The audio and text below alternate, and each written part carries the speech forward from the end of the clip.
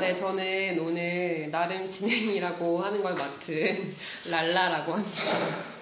제가 저희 독서 모임을 시즌으로 하자고 제안을 하고 그 주제를 장애를 하고 싶다고 말씀드렸는데 저한테 첫 번째로 하라고 말씀을 해주셔가지고 굉장히 부담스럽기도 하지만 네, 저희 첫 번째 하기로 했던 그 어른이 되면이라는 다큐멘터리를 보고 너무너무 좋아서 일단은 이렇게 시작하는 게 너무 좋다는 생각을 먼저 했어요. 그래서 진행을 하라고 하시니까 되게 부담스러웠는데 그냥 저희가 원래 했던 것처럼 자연스럽게 얘기하고 자유롭게 얘기하고 그렇게 토론하고 했으면 좋겠습니다. 그래서 오늘은 저희가 영화를 보고 얘기를 하는 시간이잖아요. 다큐멘터리 어른이 되면 보고 얘기를 하는 시간인데 간단하게 어떻게 진행을 하면 좋을지 생각을 해봤어요. 네. 그래서 저희가 첫 번째로는 돌아가면서 소감을 간단하게 얘기를 하고요. 그 다음에 두 번째, 세 번째를 제가 조금씩 이렇게 주제를 정해봤는데 우선 돌아가면서 소감 먼저 얘기를 하고 진행을 하는 걸로 할게요. 그리고 나서 뭐 또 자유롭게 얘기하고 싶은 게 있으면 또 얘기하는 걸로. 네, 그러면은 대표 언니부터 소감을 한번 말씀해 주실 수 있을까요? 왜 웃는지 다들 궁금해하시겠지만 오늘부터 대표를 맡게 돼. 저도 어린이 대변이라는 다큐를 보게 됐는데요. 처음에는 장애아 가족, 장애아라는 말이 좀 이상하긴 한데 장애를 가지고 있는 가족을 자기의 원 가족으로 다시 되돌아오게 하면서 어떻게 적응해 나가나 굉장히 고군분투하는 이야기다라고 이렇게 읽고 있다가 그렇게 볼 수 있는 영화가 아니라는 생각이 나중에 드는 거예요. 그래서 여기 보면은 이 동생, 그 주인공인 혜정이라는 동생은 가족에 의해서 이제 외부에 있는 시설로 격리가 됐던 거였는데 우리 누구나 언젠가는 나의 약함이 드러나는 순간 격리될 수 있고 그렇게 타인에 의해서 이제 안 보이는 곳에 가서 이렇게 소외당하면서 살 수 있는 존재구나 라는 거를 굉장히 되게 크게 느끼게 됐던 것 같아요. 그래서 그거는 단지 장애를 갖고 있는 어떤 소수의 이야기라기보다는 우리 누구나 모두 다 갖고 있을 수 있는 약함이 발현됐을 때 그게 사회에서 어떻게 취급당하느냐 그리고 나는 그거를 어떤 식으로 바라보고 있고 그거를 얼마나 수용할 수 있고 뭐 이렇게 할 수 있는가 모든 태도에 관한 얘기를 다 보여줬다라고 생각이 들더라고요. 그래서 그 뭐 장애뿐만 아니라 우리는 이제 아이를 둔 엄마이기도 하기 때문에 아이들이 사회 속에서 갖고 있는 그 약자의 위치 그리고 이제 뭐 노인들, 병든 노인들이 갖고 있는 이제 사회에서의 약한 모습 이제 이런 것들을 다 비춰놓고 보면 어느 누구나 이제 약자가 될 수 있다라는 그 기정사실 하에 우리가 어떤 식으로 이제 사회 전반에 대해서 다 같이 함께할 수 있는지를 좀 모색해 볼 수 있게 하는 그런 고민 지점을 좀 던져줬다 이런 생각이 좀 들었습니다. 그래서 굉장히 저는 그 장애아라는 이제 특수 상황만 놓고 볼 수 있는 부분이 아니어서 저는 또 이제 저희 아빠도 그렇고 저희 아이들도 있고 이제 이런 상황을 다 대입시켜 보다 보니까 굉장히 생각할 거리가 참 많았던 것 같아요. 역시 대표답죠? 잘한다. 그럼 이제 한울 언니. 네, 준비한 듯이.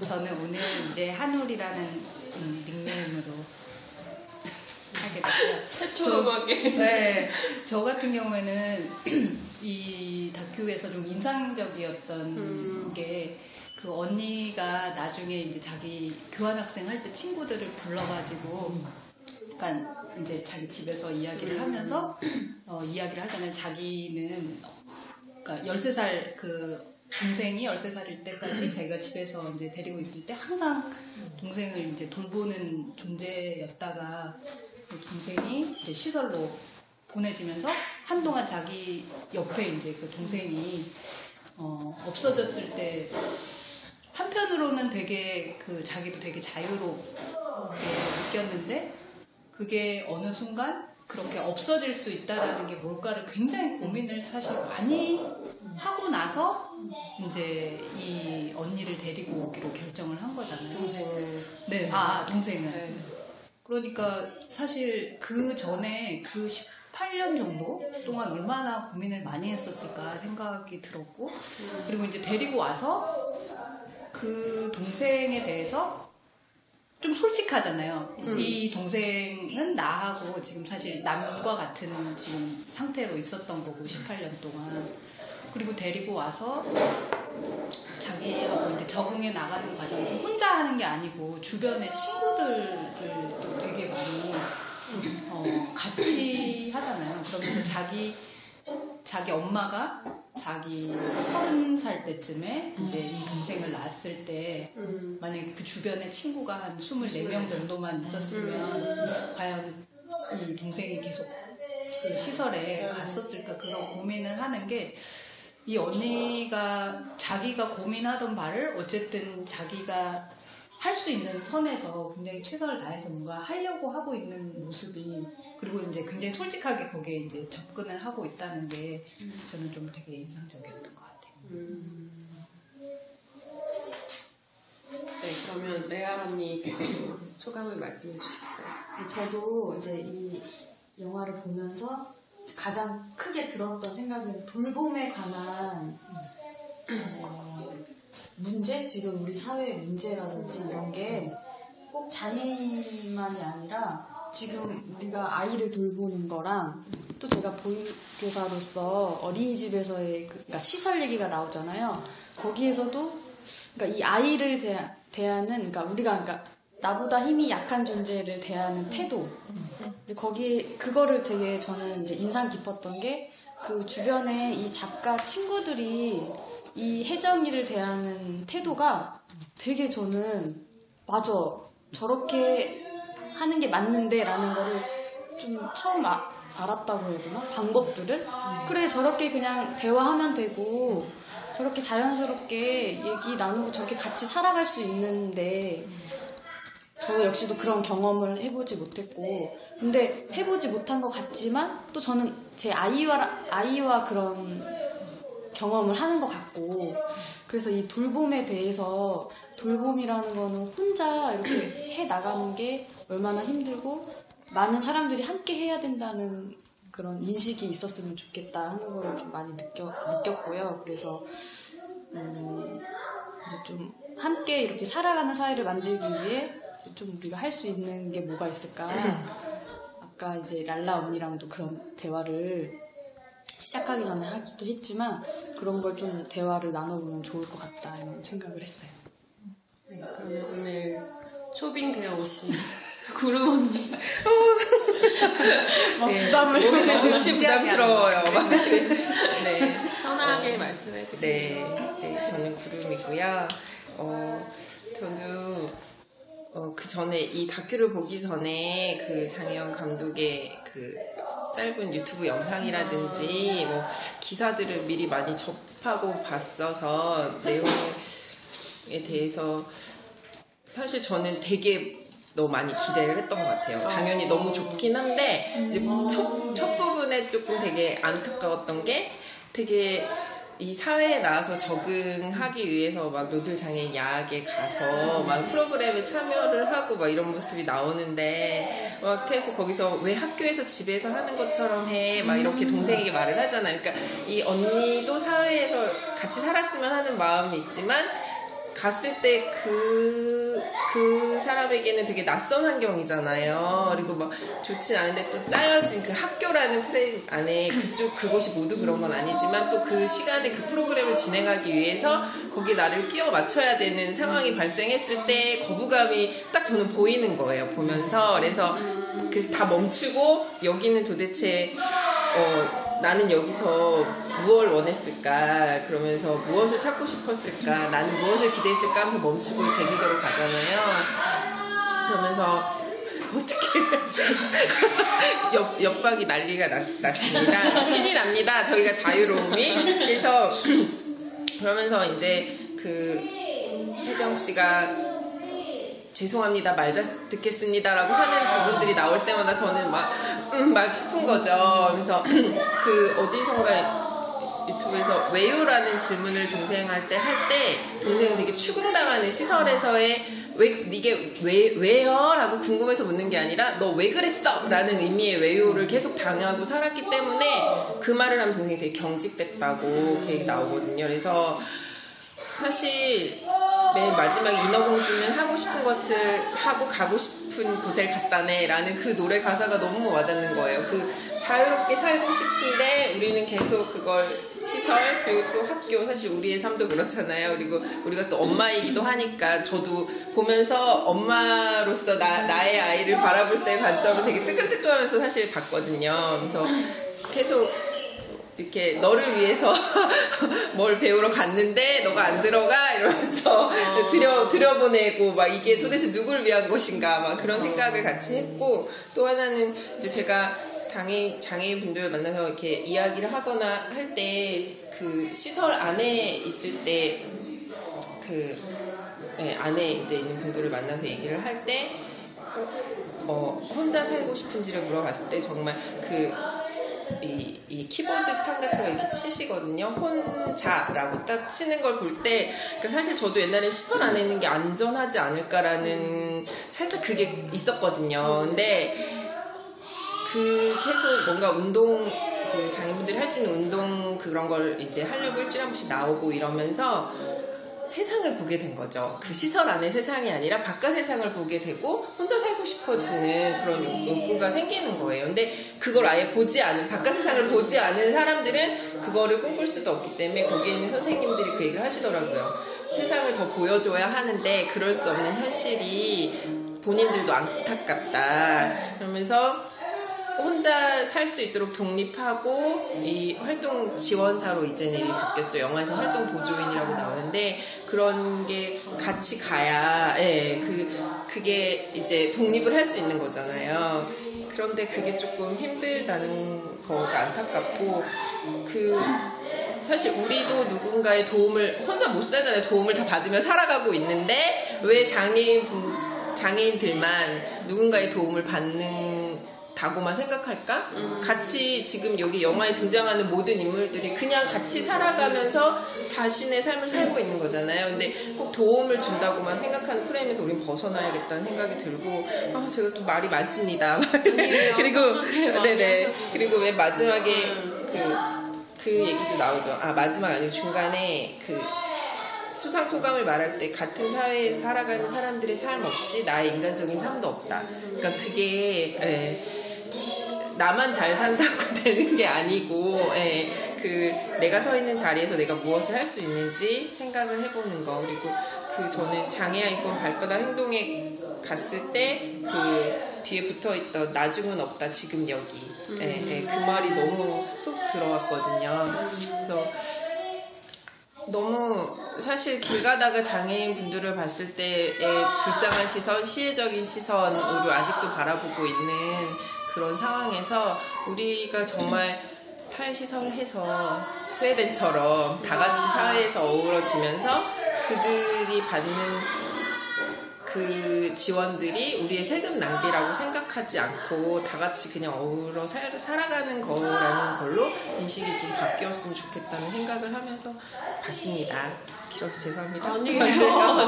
네. 그 제목이 어른이 되면도 지금 맞아요. 어른 나중은 없다 지금 여기. 어른이 되면 다 할 수 있어요를 시설에서 많이 들었다고 그쵸. 그리고 항상 언니도 어른들이 다 이제 동생한테 어른이 되면 된다고 이런 식으로 말을 항상 나중이라고 말을 했던 거죠.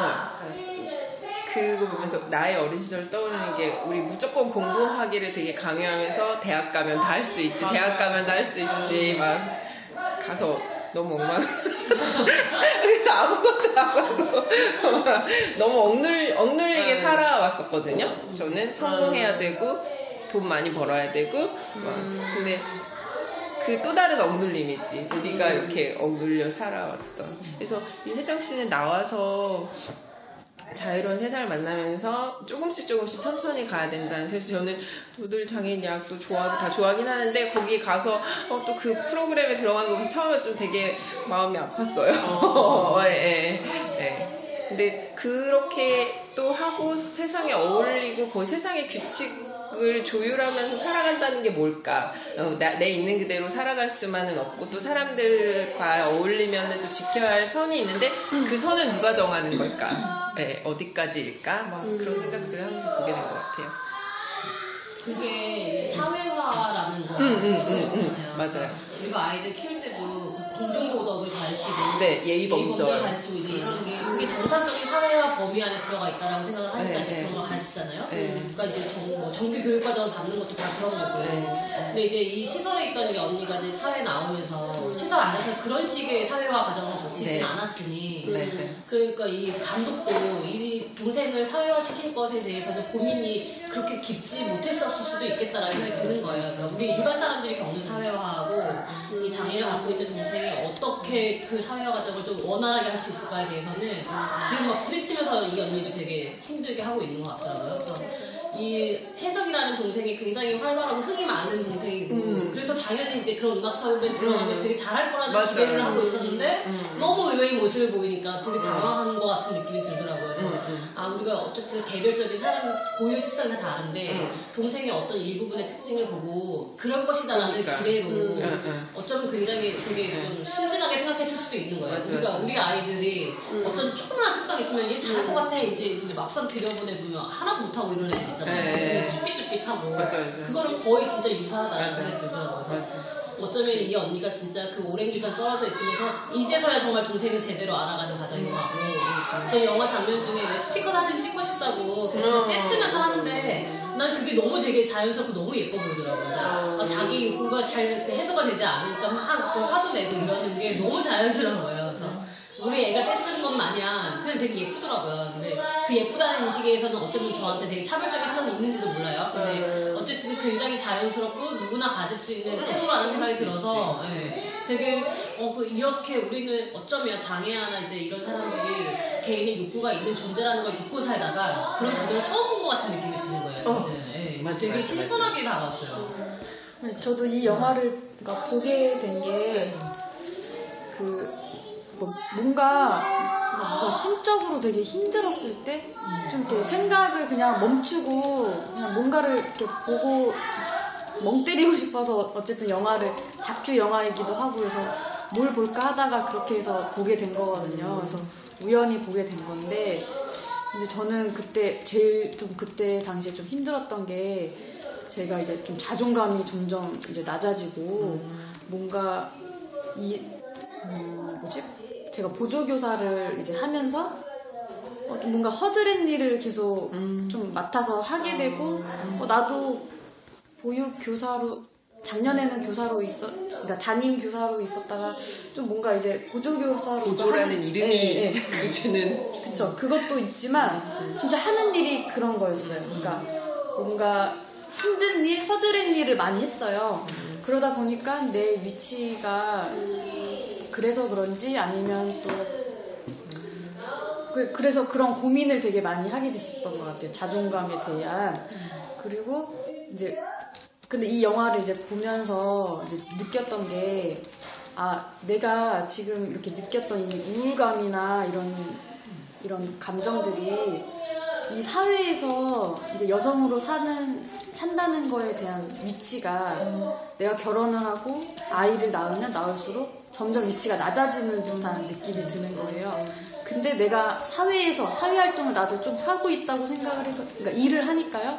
근데 그 일조차도 약간 허드렛 일 이런 일을 하다 보니까 내 위치가 점점 낮아졌는데 남편과 우리 가정 내에서 남편과의 그런 마찰도 내가 그냥 말 안 하고 말고 뭔가 이렇게 지친 거예요. 그래서 남편과 나는 똑같이 이제 결혼을 하고 아이를 똑같이 가졌는데 왜 나만 위치는 좀 낮아지고 남편은 또 학교에서는 이제 뭐 대표 교사가 또 됐고 그러다 보니까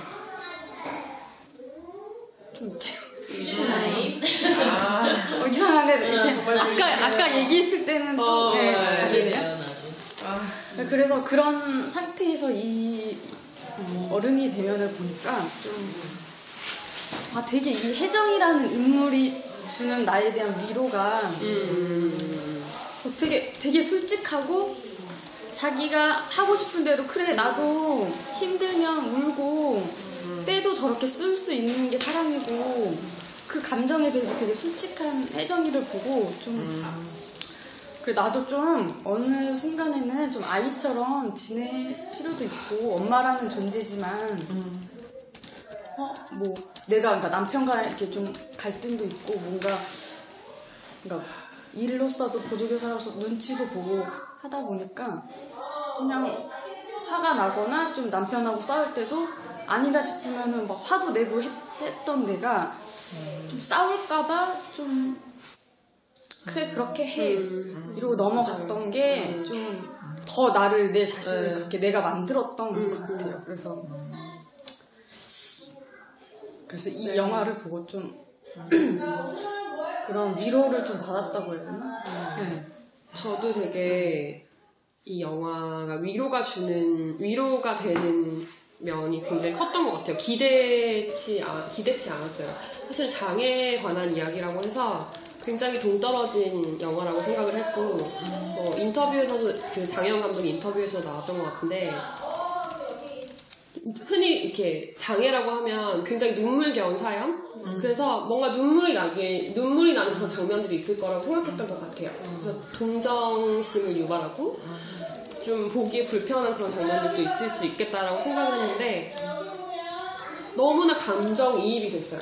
그거는 아까 대표 언니가 말씀하신 것처럼 어느 누구나 약자가 될 수 있다는 생각이 제가 엄마가 되면서 그 생각을 했기 때문이고 너무나 공감하면서 살기 때문이라고 생각을 해요.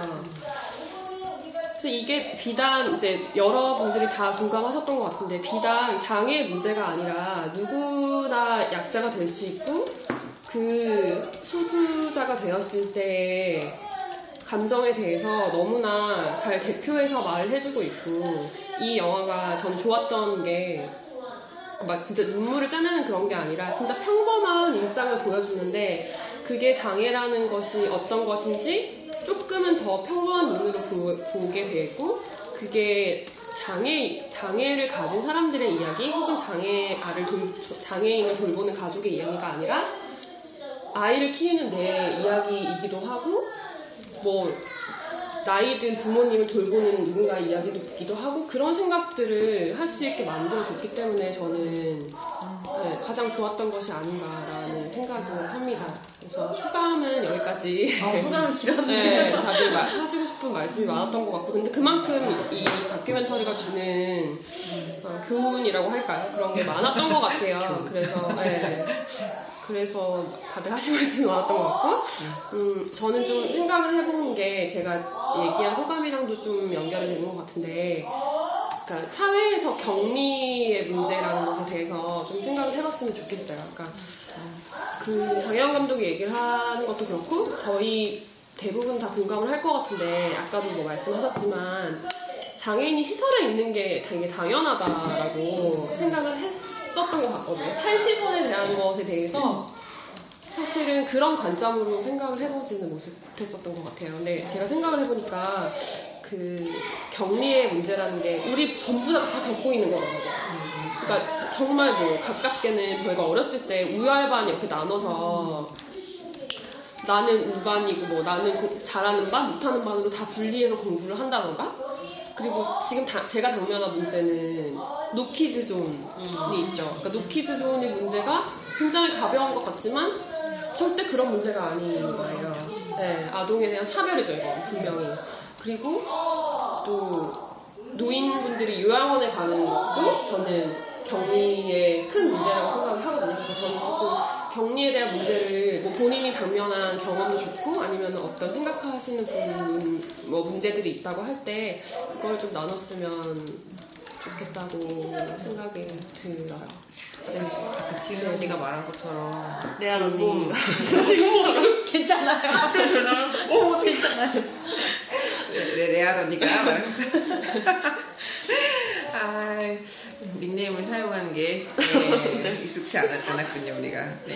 그 돌봄의 영역은 왜 여성들에게만 지어지고 계속 그렇게 장애인이 시설에 가지 않으면 노인이 요양원에 가지 않으면 아이들이 어린이집에 가지 않으면 나머지의 그 돌봄은 거의 여성들이 다 담당을 해야 되기 때문에 계속 힘들게 살게 되는 게 당연하잖아요. 그러니까 나머지 가족의 삶은 없는 그런 상황이 될 때 개인의 헌신이 어디까지여야 하는가. 우리는 계속 그거는 뭐 그 가족의 일로만 계속 치부해 왔었잖아요. 그러면서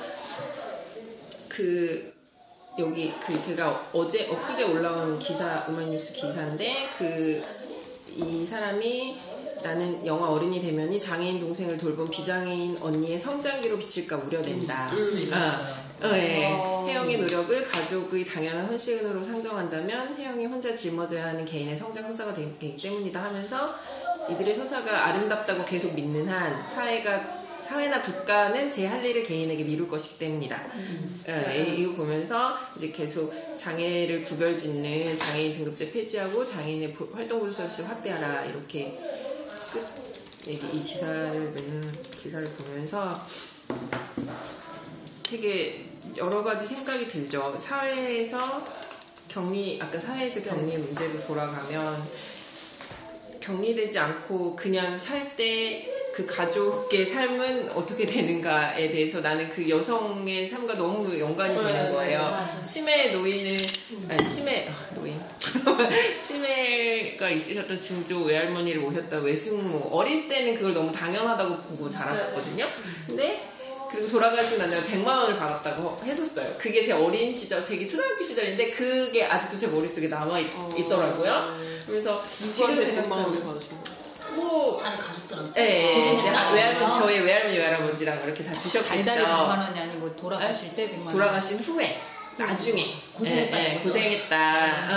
근데 그때는 그게 너무 당연했던 거였죠. 여성이 그냥 그렇게 하는 거. 그리고 저도 결혼했을 때 이제 제 아이를 키우고 또 이제 시댁에 누군가의 구성원이 아이를 낳았을 때 그 사람이 일을 했을 때 내가 당연히 그 돌봄을 해야 된다고 생각하는 그런 분위기에서 첫 갈등이 있었거든요.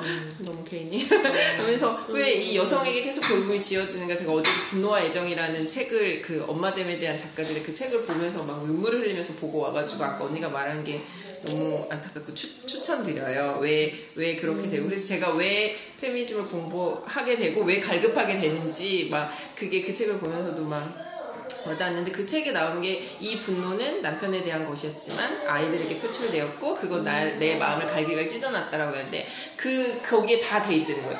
보육교사는 아이에게 표출되고 원장이나 구조에 대한 불만이 그리고 이 장애인을 돌본다는 것도 또 그런 표현이죠. 이게 계속 나에게 남아있는 이 언어들이 사용할 때마다 아차 싶은 언어들이 있어요. 같이 살아가는 건데 돌본다고 하는 사람들, 그 시설에 있는 사람들이 학대를 하거나 하는 거는 자기가 구조에 처한 현실. 계속 아까 나는 허드렛 일을 하는 사람인가 힘든 일을 하는 사람인가 막 이런 생각이 들었다고 했는데 그런 게 이제 일상에서 제가 이제 시설에 가서 이제 이야기를 나누려고 가보면 선생님들의 표정은 너무 무표정하고 밥을 먹일 때도 이렇게 밥을 먹이고 있는 표정이 너무 선생님한테는 이제 노동이기도 하잖아요. 이제 그런 표정들 너무 행복해 보이지 않는 걸 이렇게 지나쳐서 확 느끼거든요.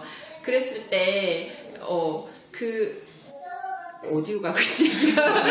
너무 격리 시작해서 여기까지 가고 있는데, 그래서 어쨌든 개인이 그렇게 힘들지 않고 사회에서의 격리되지 않고 살기 위해서는 지원과 그런 분위기가 사회적 그렇다고 정부에서 돈만 다 지원해준다고 해도 되는 건 아니잖아요. 사회 속에서 같이 그냥 더불어 살아가는 그런 관점을 갖는 거. 그지 낯설고 어색한 그런 사람이 아니라. 근데 저도 아이가 어릴 때 아까 경험을 얘기하시라고 했던 거 맞죠? 네, 뭐 개인의 경험이나 근데 여기 오늘 아침에 본 기사에서도 그 장애인이 어린아이 떨어뜨려서 죽였던 그게 나오면서 그런 부분만 계속 우리 이미지에 남아있으니까 되게 장애인이 무서운 존재인데 제가 산책을 하고 있다가 아이가 어릴 때 그런 발달 장애인 분이 다가오는데 주춤하게 되고 아이를 이렇게 하게 되는 거예요. 나도 모르게 그런 기사들, 그런 자극적인 기사들, 보육교사들이 학대한 기사들, 그러니까 그들이 처한 구조적인 현실은 보지 않고 계속 그렇게 이슈화하고 자극적인 기사만 생산해내는 거에 대해서도 참 문제라는 생각이 들고 너무 생각이 많죠. 제가 너무 생각이 많아서 말이 막 정리가 안 됩니다. 네, 아무튼 탈시설의 의미는 되게 여기 보면서 최소한 인간답게 살아가기 위한 액션이 것인지 장애 개선을 바라는 액션은 절대 아니고 여전히 우리가 경계하는 지점이다 하면서 이렇게 혜정이의 변화가 나오니까 개선됐어요 라는 식의 이야기를 읽히지 않기 위해 조심하고 있다고 장혜영 감독이 인터뷰에서 얘기를 하더라고요. 그러니까 계속 너무 많이 우리는 감춰져 있던 이야기를 계속 나오면서 하니까 누구는 보면은 동생 이용해서 영화 찍고 노래하고 뭐 그러는 거 아니야? 라고도 볼 수도 있잖아요. 이 영화를 볼 때. 근데 그게 아니고 그런 사람들이 되게 당연한 우리 사회에서 숨쉬고 있는 사람이라는 걸 보여주고 이렇기 때문에 저는 이 영화의 그런 의미가 되게 있는 것 같아요. 그래서 같이 보면 너무 자연스러워. 우리도 좀 이랬던 부분이 조금 더 그냥 사람으로 장애인의 등급을 매길 필요 있고 저 사람이 몇 세 지능을 가지고 있지 막 이렇게 보는 게 아니라 그냥 되게 자유롭구나. 그리고 사실 우리는 그 자유로움에 부럽기도 하지 않아요? 그러니까 맞아요. 그쵸. 그래서 위로가 됐다는 부분이 있는 것 같아요. 그래서 우리는 그들을 도와주는 것만이 아니고 같이 숨쉬며 살아가면서 우리도 또 같이 주고받는 에너지가 분명히 있지 않을까. 그래서 탈시설을 해야 한다라고 저는 강력히 주장합니다. 막 이래요.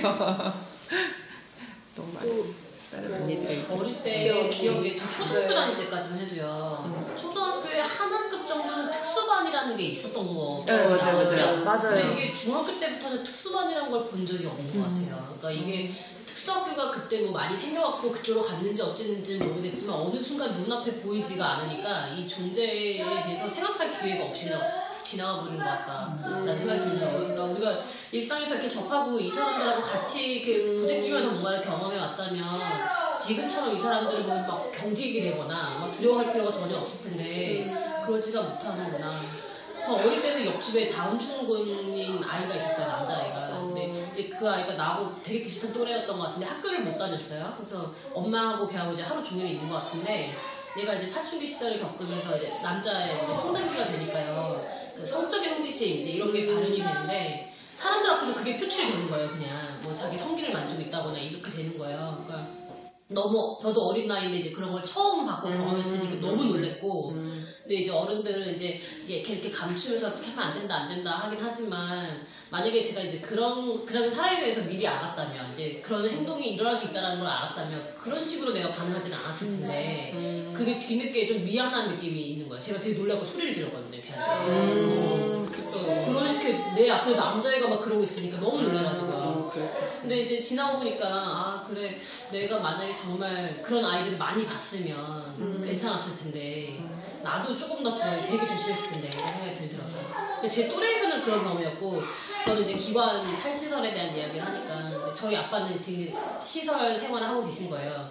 거기 살고 계시는 건 아니고 센터를 왔다 갔다 하시는 거예요. 맨날 출퇴근하듯이. 근데 저희 아빠가 30년이 넘게 택시 운전하시느라고 아주 자유롭게 생활을 하시다가 매일 아침에 7시 반에 가셔서 저녁에 7시 반에 집에 오세요. 그러니까 거의 12시간을 있는 거잖아요. 그러니까 거기도 스케줄이 빽빽해요. 근데 아빠 가면은 거기서 하는 프로그램 다 안 하신대요. 그냥 이렇게 뒤에서 이렇게 뒷짐지고 이렇게 쳐다보고 있는 거예요. 그러니까 활동 사진을 이렇게 보내줘요. 어린이집에서 저희한테 깍두기로 사진 보내주듯이. 그러니까 엄마하고 언니는 비싼 돈 들여서 그거 다니고 있는데 왜 활동 안 하느냐 이제 이러면서 아빠는 굉장히 막 이렇게 다그치고 좀 하라고 그냥 다 돈을 내고 돈도 내죠. 정부 지원을 받는다고 쳐도.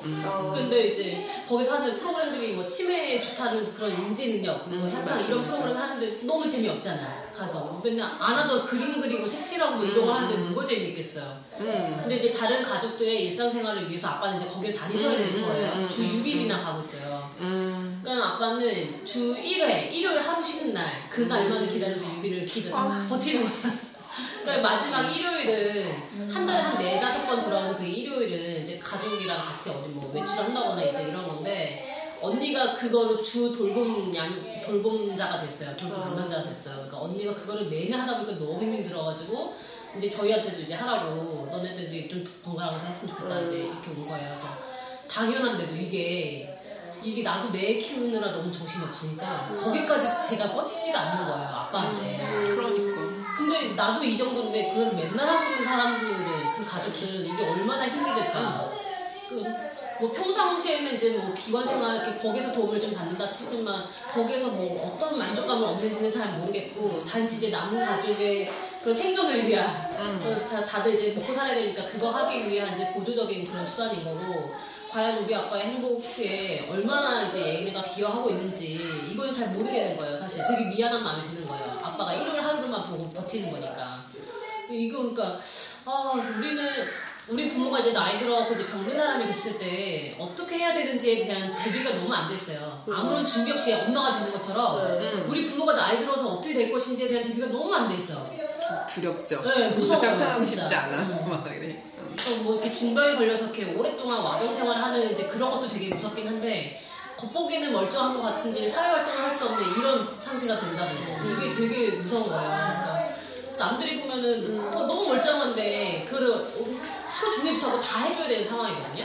혼자서 어딜 다니면 안 되니까 우리가 애들 키우듯이. 근데 이거를 애들을 이제 커가면서 뭐 점점 나아진다라는 기대로 버틴다지만 이제 어른들은 나이가 들면서 점점 쇠퇴하는 거고 기능이 떨어지는 이제 반대의 방향으로 가는 거니까 그거에 대한 우리의 대비 이런 것도 없고 어떤 식으로 뭘 해야 되는지 어디에다 도움을 요청해야 되는지에 대한 것도 너무 우리가 깜깜하고 그런 측면에서 보면 이게 시설에다가 이렇게 한다는 게 한편으로는 되게 고맙고 되게 필요한 일이면서도 그거를 가족에 온전히 감당한다는 거 그것도 너무 힘든 일이다 그런 생각이 되게 많이 들더라고요. 그래서 나는 이 언니가 동생 데리고 왔을 때 이 언니도 지금 사실 일상생활이 잘 되지가 않잖아요 지금. 그 친구들의 도움을 받는다고 치지만 그것도 이게 얼마나 안정적인 상태가 될 수 있는가라는 부분에서는 조금 걱정이 되는 부분도 있고 과연 이제 이 동생이 하고 싶은 이제 매일매일 일상적으로 할 수 있는 뭔가를 해보면서 이렇게 사회화되는 과정을 거치고 있지만 그 생활을 이제 그 몇십 년 아주 긴 세월을 살아야 되는데 그걸 어떻게 할 계획인 건가 그런 부분에서 또 조금 걱정이 되기도 하고 되게 생각이 많이 들더라고요. 저도 그때 왜 저희가 그 그러니까 나이 든 부모를 이렇게 부양하는 게 미혼 여성인 경우가 많다는 얘기를 했었잖아요. 근데 지금도 마찬가지인 경우잖아요. 부모가 아니라 동생이지만 장혜원 감독이 미혼이고 여성인데 저도 한편 걱정이 되는 게 장혜원 감독은 본인의 결혼이나 뭐 출산이나 그런 걸 함께 이 돌봄을 하면서 할 수 있을까 그런 걱정이 저도 똑같이 들었고 시설을 얘기하시니까 저희 외할머니가 요양원에 계셨었는데 사실은 뭐 아무런 그런 활동을 하실 수 없다던가 그런 상태는 전혀 아니셨어요. 근데 그냥 돌봄이 필요했고 그런 돌봄을 제공할 노동력이 없었기 때문에 가시는 거죠. 근데 제가 알기로는 대부분이 그렇게 요양원을 가시고 그리고 아까 얘기했지만 아이들은 커 나가고 발전하고 자라지만 어른들은 거기서 죽음을 맞이하고 그냥 거기서 죽음을 기다리시는 거잖아요. 그러니까 그것도 굉장히 저도 이제 그렇게 계시면서 그럼 나는 내 부모는 어떻게 모실 수 있을지 나는 늙으면 어떻게 할지 그런 고민을 되게 하게 되더라고요. 시설을 말씀하셔서 저도 생각이 나서 저희 큰이모가 뇌졸중을 쓰게 하셔가지고 지금 벌써 한 20년 넘게 그런 성당에서 운영하는 요양원 생활을 하고 계시거든요. 근데 자녀가 딸 한 명밖에 없어요. 그 언니도 이제 자기 가정을 꾸리니까 자기가 또 전담할 수 없어서 기관생활을 한 건데 이제 이 이모는 이제 지금 80 넘은 이제 노인이 되신 거고. 근데 저희가 이제 뭐 병원을 가거나 이제 이렇게 되면은 빨리 죽었으면 좋겠는데 왜 죽지도 않는지 모르겠다 이제 이러는 거예요. 그러니까 몸은 자유롭지 않아서 쓸 수가 없고 외출이 자유롭지도 않고 하루 종일 이제 거기에서만 있는 거니까 그러니까 이게 사람이 그냥 가만히 있으면서 병드는 느낌이잖아요. 자기의 모든 자유가 구동이 되고 이제 막 이렇게 되다 보니까 이 생활을 끝내려면 자기가 죽지 않고서는 끝나지 않는다는 걸 알고 있으니 거기 있는 사람도 너무 힘이 들고 그걸 보는 가족들도 되게 마음이 미어지고 이거 어떻게 해야 되나 가장 좋은 방법은 같이 살면서 누군가가 이렇게 해주면 제일 좋은데 그런 인력이 너무 없고 비용의 부담도 너무 크고 진짜 되게 힘든 문제죠. 그러니까 그 이모는 한번 어디 외출하려면 그 딸인 그 언니가 가가지고 친척 언니가 가가지고 이렇게 힘들게 이렇게 다 해야 되고 온몸을 이렇게 사람을 옮겨가지고 태우고 막 이래야 되니까 그게 너무 힘들어서 이렇게 할 수가 없어요. 혼자서 정상인이어도 할 수가 없어. 그 영화에서 보면은 저는 약간 첫 부분에 나오는 장면이어서 되게 인상 깊게 봤던 게 이렇게 왜 누군가를 돌본다는 것이 한 사람의 인생을 포기한다고 느꼈었나? 그 말이 너무 가슴에 와닿았어요. 이게 이제 노인분도 그렇고 아기도 그렇잖아요. 아기도 한 사람, 특히 엄마죠. 누구나 다 대부분 다 엄마겠죠. 엄마가 인생을 다 포기해야지만 돌봄이 된다는 게 굉장히 문제제기를 모든 분야에서 할 수 있는 부분이었다고 생각이 들었어요. 또 개인이 뭐 겪은 격리나 이런 거에 대해서 얘기하시고 싶으신 게 있어요? 하늘 언니는 네. 말씀을 기록하시느라고. 아, 저도 저희 애가 어린이집, 큰 애가 특히 그랬는데 어린이집 갈 때 어린이집 가기 싫어하잖아요, 애들이. 제가 한 번은 제가 어렸을 때 한 3, 4살 왜 거기 가면 재밌는 것도 하고 맛있는 것도 주는데 왜 가기 싫어? 그랬더니 자기가 하고 싶지 않은 시간에 뭔가를 해야 되는 게 너무 싫다는 거예요. 내 마음대로 할 수가 없잖아라고 얘기했어. 똑같아요.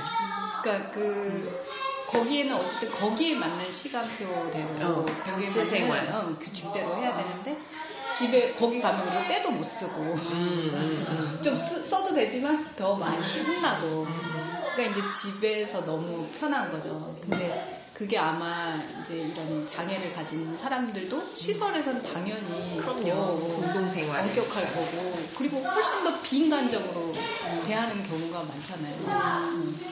근데 저는 어렸을 때 시골에 살아서 그런지 사실 주변에 그런 장애를 가진 사람들이 꽤 있었어요. 저희 친척 중에도 그러니까 이제 귀가 안 들려서 귀가 보통 안 들리면 말도 이제 못 배우니까 같이 말도 못하고 귀도 못 듣는 그런 친척분이 있었고 그 다음에 경계성 지능이라고 발달 장애는 아닌데 되게 그 상태가 이제 지능적으로 굉장히 떨어지는 사람 아니면 진짜 다운 증후군. 근데 시골이라 그랬는지 사실 시골은 이렇게 도시처럼 완전하게 서로 사람들이 각각 개별적으로 사는 게 아니잖아요. 주변에 이웃들도 있고 친척들도 많고 그러니까 그런 사람들이 어느 정도 그냥 일반적인 생활을 하는 거예요. 그러니까 예를 들어 다운 증후군인 그런 사람들도 자기 형제랑 같이 뭐 저희 중학교 때 이제 그런 사람이 있었는데 친구였는데 자기 그러니까 언니를 데리고 학교에 다녔어요. 한 2-3살 많은 언니였는데 그 언니를 데리고 항상 다니고 그런 식으로 이제 어느 정도 생활이 가능했는데 진짜 이제 도시에 오고 보니 그런 사람들은 진짜 보이지가 않는 거죠. 어딘가에 다 들어가서 격리돼. 근데 말씀하신 대로 그게 그분들도 격리돼 있지만 사실은 저희도 되게 고립돼 있는 거잖아요. 맞아요. 그러니까 사실은 이게 우리가 살고 있는 거가 바뀌지 않으면 시설만 없앤다고 해서 진짜 말씀하신 대로 시설 없애서 탈시설에서 만약에 누군가가 그 감당해야 된다면 결국은 다 개인적인 어떤 집안에서 맞는다거나 뭐 그럴 수 있는 거죠. 예를 들어서 저는 예전에 미국에서 있을 때 저희 그 옆집에 완전 지체장애가 너무 심한 그 여자가 있었어요. 한 25 정도? 근데 그 사람네 집은 엄마가 되게 무슨 국무부 직원이어가지고 막 대사관도 나가고 되게 엘리트였던 거예요. 그러니까 이 사람은 그걸 어떻게 해결했냐면 아예 입주하는 그런 제3세계 그때 중미에서 제3세계 베이비시터 같은 사람을 아주 어렸을 때부터 쓴 거예요. 그래서 이 사람의 케어는 거의 다 시터가 하는 거죠. 근데 시터가 하더라도 시터가 하루 종일 붙어 있는 게 아니고 아침에 10시에 이제 그 장애를 가진 그러니까 거의 걷지도 못했거든요. 휠체어만 타고 다니는데 아침에 장애인 택시가 와요. 그러면 거기에서 굉장히 오랫동안 이제 이렇게 해가지고 데리고 갔다가 한 4시쯤 되면 다시 돌아오는 거예요. 그러니까 어딘가에 있다가 오는 동안 이 사람은 이제 쉬고 그동안 이제 그 여자애는 가서 거기에서 좀 있다가 오는 거죠. 그런 식으로 사는데 돈도 굉장히 많이 들 거 아니에요. 이 시터도 그렇고 그 프로그램도 그렇고. 근데 거기는 그 개인적으로 사실은 그게 됐으니까 하긴 한 건데 그렇다고 해서 사회적으로 아무것도 안 해주는 건 아니었던 것 같아요. 왜냐면 그 동네에서 보면 그 아이 때문에 아주 오래전에 생긴 간판이 있었어요. 그 간판이 뭐냐면 여기에는 그 친구가 이제 눈도 잘 안 보이고 이게 점점 몸이 망가지는 그런 상태라서 옛날에는 산책도 가능했었다고 하더라고요. 근데 점점 몸이 망가지면서 이제 휠체어 생활을 하게 되고 그 애가 산책이 가능했던 그 시기에 그 시에서 타운에서 그 팻말을 만들어준 거예요. 이 마을에는 이 눈과 귀가 들리지 않는 사람이 산책을 할 수 있으니 천천히 가주세요. 그러니까 자동차들 속도 있잖아요. 그러니까 그런 팻말이 곳곳에 이렇게 붙어 있었어요. 그러니까 사회적으로 보면 그런 사람을 집에서 키울 수 있다는 거에 대한 어떤 배려가 이루어지고 있다라는 거잖아요. 사실 어떻게 보면 미국은 진짜 복지제도 정말 잘 안 돼 있거든요. 완전 개인한테 다 감당하게 하고 이렇게 진짜 돈이 있는 정도의 사람들만이 감당할 수 있는 건데 그렇다 하더라도 한국 사회보다는 사회적으로 분위기를 만들어주는 거예요. 그리고 인식이 네. 그리고 학교에도 공립학교에는 고등학교까지 그런 아이들이 다닐 수 있게 보조교사가 반드시 붙고 네. 오히려 그런 애들이 오면 학교로서는 지원을 굉장히 많이 받으니까 그런 걸 없애지 않는 거예요. 그래서 그 아이들도 학교를 다 같이 다닐 수 있게. 그래서 저는 그 탈시설이라고 하는 게 진짜 만약에 어떤 그 관련된 가족만 희생해야 된다면 그건 너무 그러니까 진짜 어렵고 쉽지 않은 문제. 우리나라는 그런 표지판 붙이면 직급 떨어진다고 난리 날걸요, 사람들. 아 그런가? 그럼요. 그렇죠. 학교 그 시설이 그러니까 학교가 장애인 학교가 세워지는 것도 막 대문 시위하고 그러니까 정말 양쪽 세상의 사람들을 만나고 사는 것 같아요. 저는 보면. 근데 이 이야기가 나와서 말인데 저도 생각을 한번 해봤거든요. 왜 강서구 장애인학교 그거 이제 뉴스 나왔을 때 엄청나게 반발하고 그랬잖아요. 그러니까 지금은 뭐 잘 지어지고 있다고 들었는데 졌는지 지어지고 있다고 들었는데 사실 그게 만약에 내 문제가 되면 어떨지 저는 사실 자신이 없거든요.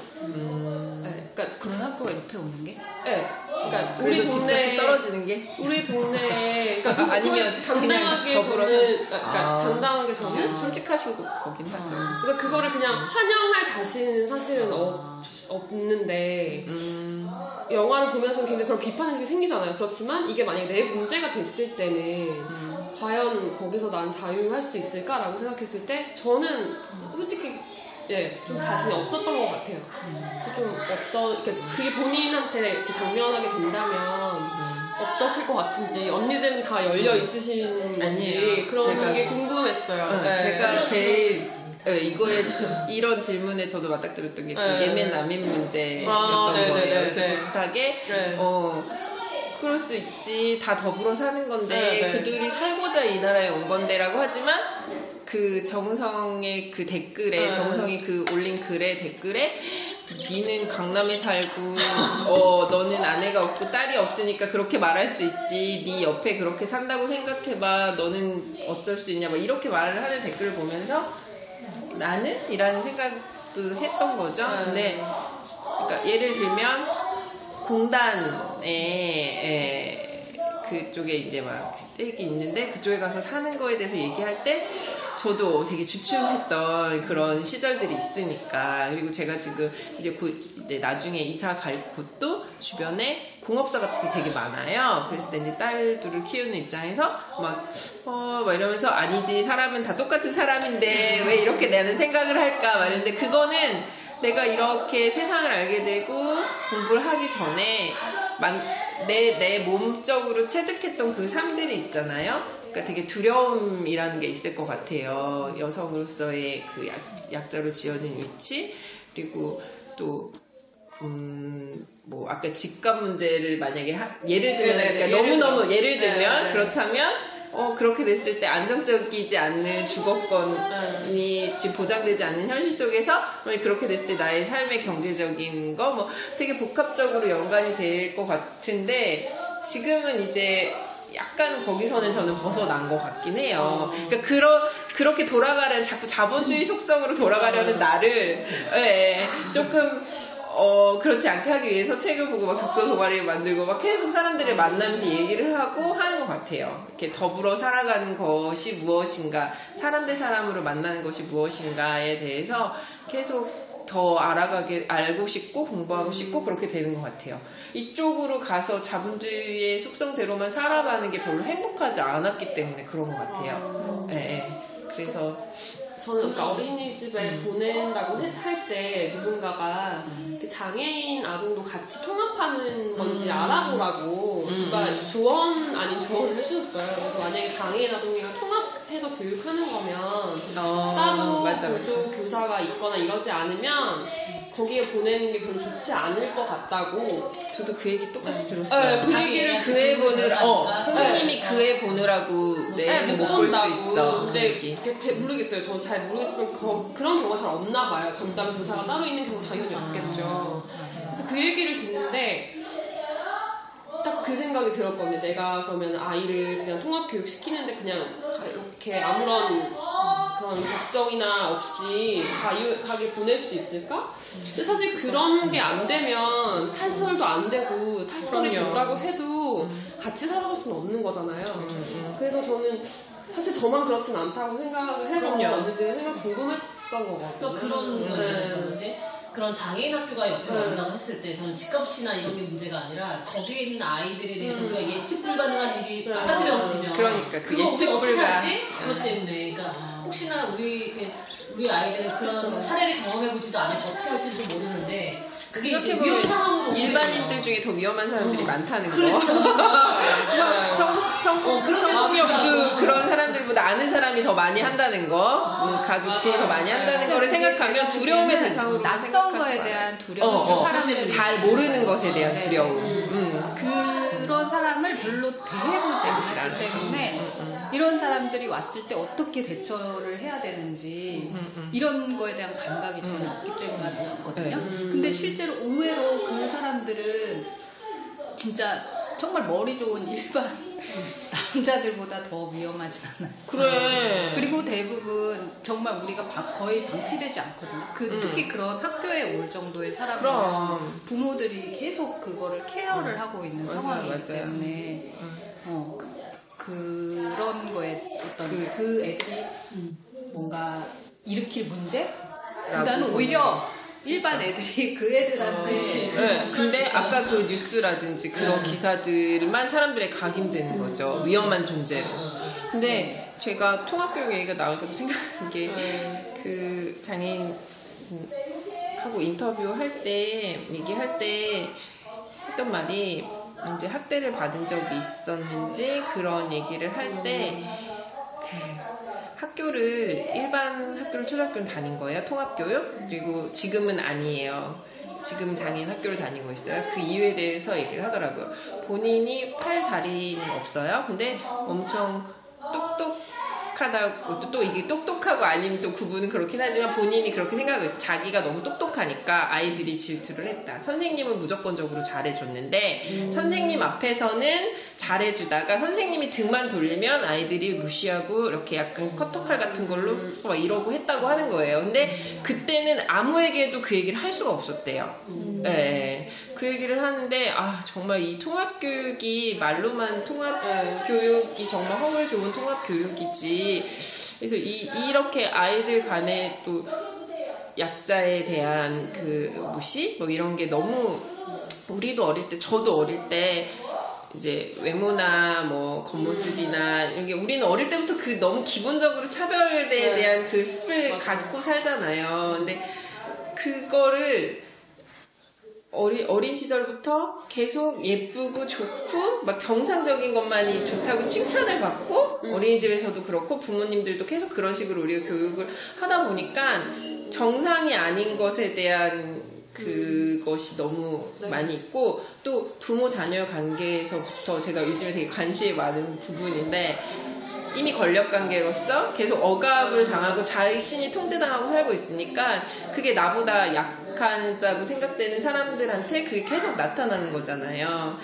그게 되풀이 되는 건데 이 통합교육에서도 그런 인식의 전환이 있지 않은 이상 쉽지 않을 거고 제가 지금 지역아동센터의 아동을 만나고 있는데 그 아동도 막 ADHD 약을 먹고 있고 막 이런 얘기를 들으면서 그 아이를 만나게 되면 선입견이 있을 수 있잖아요. 근데 책을 같이 보면서 얘기를 하는데 갑자기 책을 보다 딴 얘기를 하는데 내 친구가 있는데요.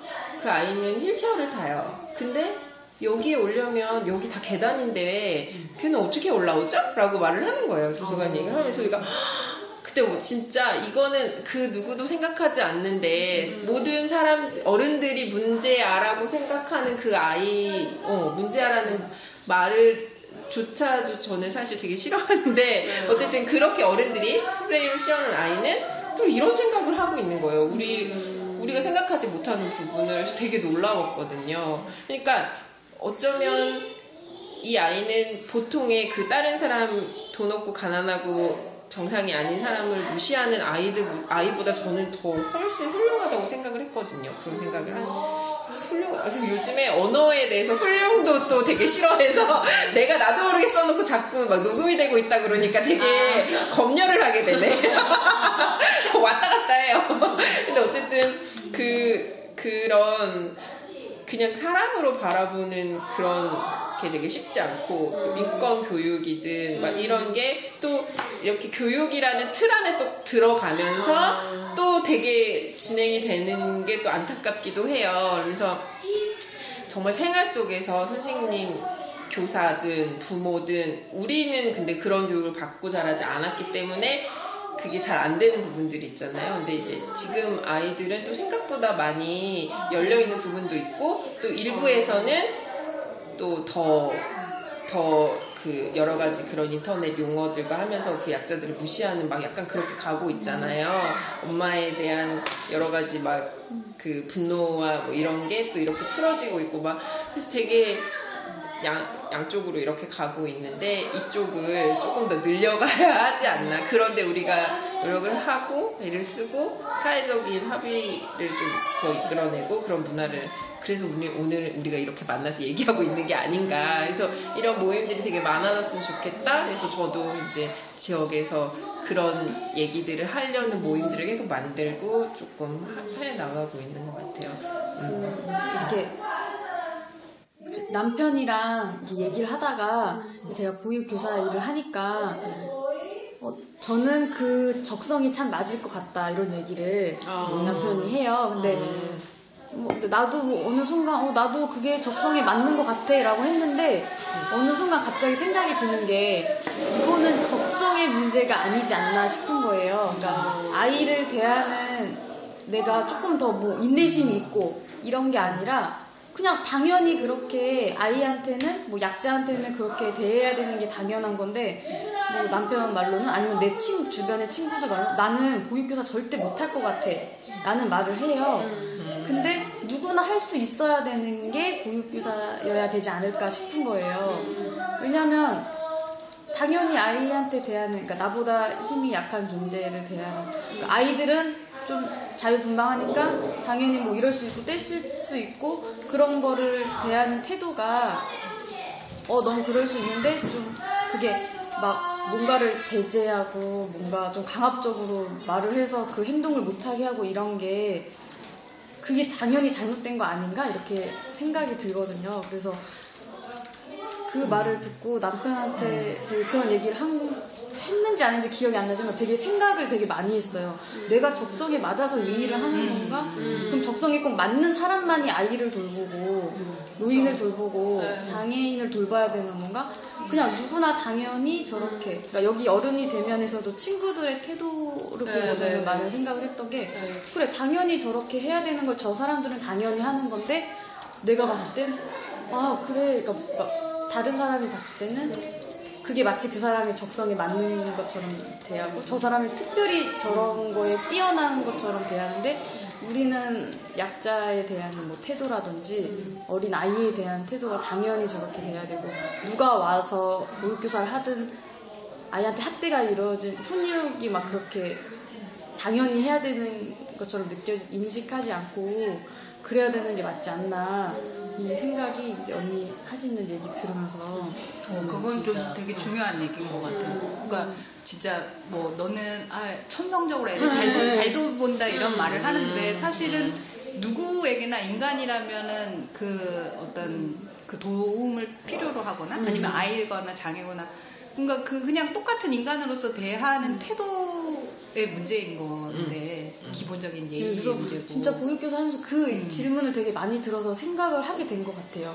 뭐 어머님도 너는 그 일 어때? 힘들지 않아? 적성에 맞아? 근데 이게 왜 그냥 이렇게 얼버무리는 내가 왜 이렇게 얼버무리지? 나는 맞는지 안 맞는지 나는 왜 나를 모르지? 막 이렇게 생각을 하다 보니까 다 몰라 자기를. 근데 그냥 다른 선생님보다는 나는 화를 절대 안 내려고 하고 막 이렇게 그런 게 지금 다른 선생님들에 비해서는 내가 경험이 없어서 되게 애들을 못 잡는다, 통제를 못한다 이렇게 저를 생각하시는 것 같아요. 다른 선생님들이. 근데 일반적으로. 네, 근데 저는 오히려 저렇게 하면 안 되지 않나 이런 생각이 자꾸 드는 거예요. 그러니까 이건 적성의 문제가 아니고 네. 언니의 어떤 인간을 대하는 능력이 더 다른 사람보다 뛰어난 감각력도 좋고 타입에 대해서 느끼는 그래요? 이렇게 맞아요. 적성이 아니라 능력. 능력. 공감 능력이나 감수성이 훨씬 더 높은 거죠.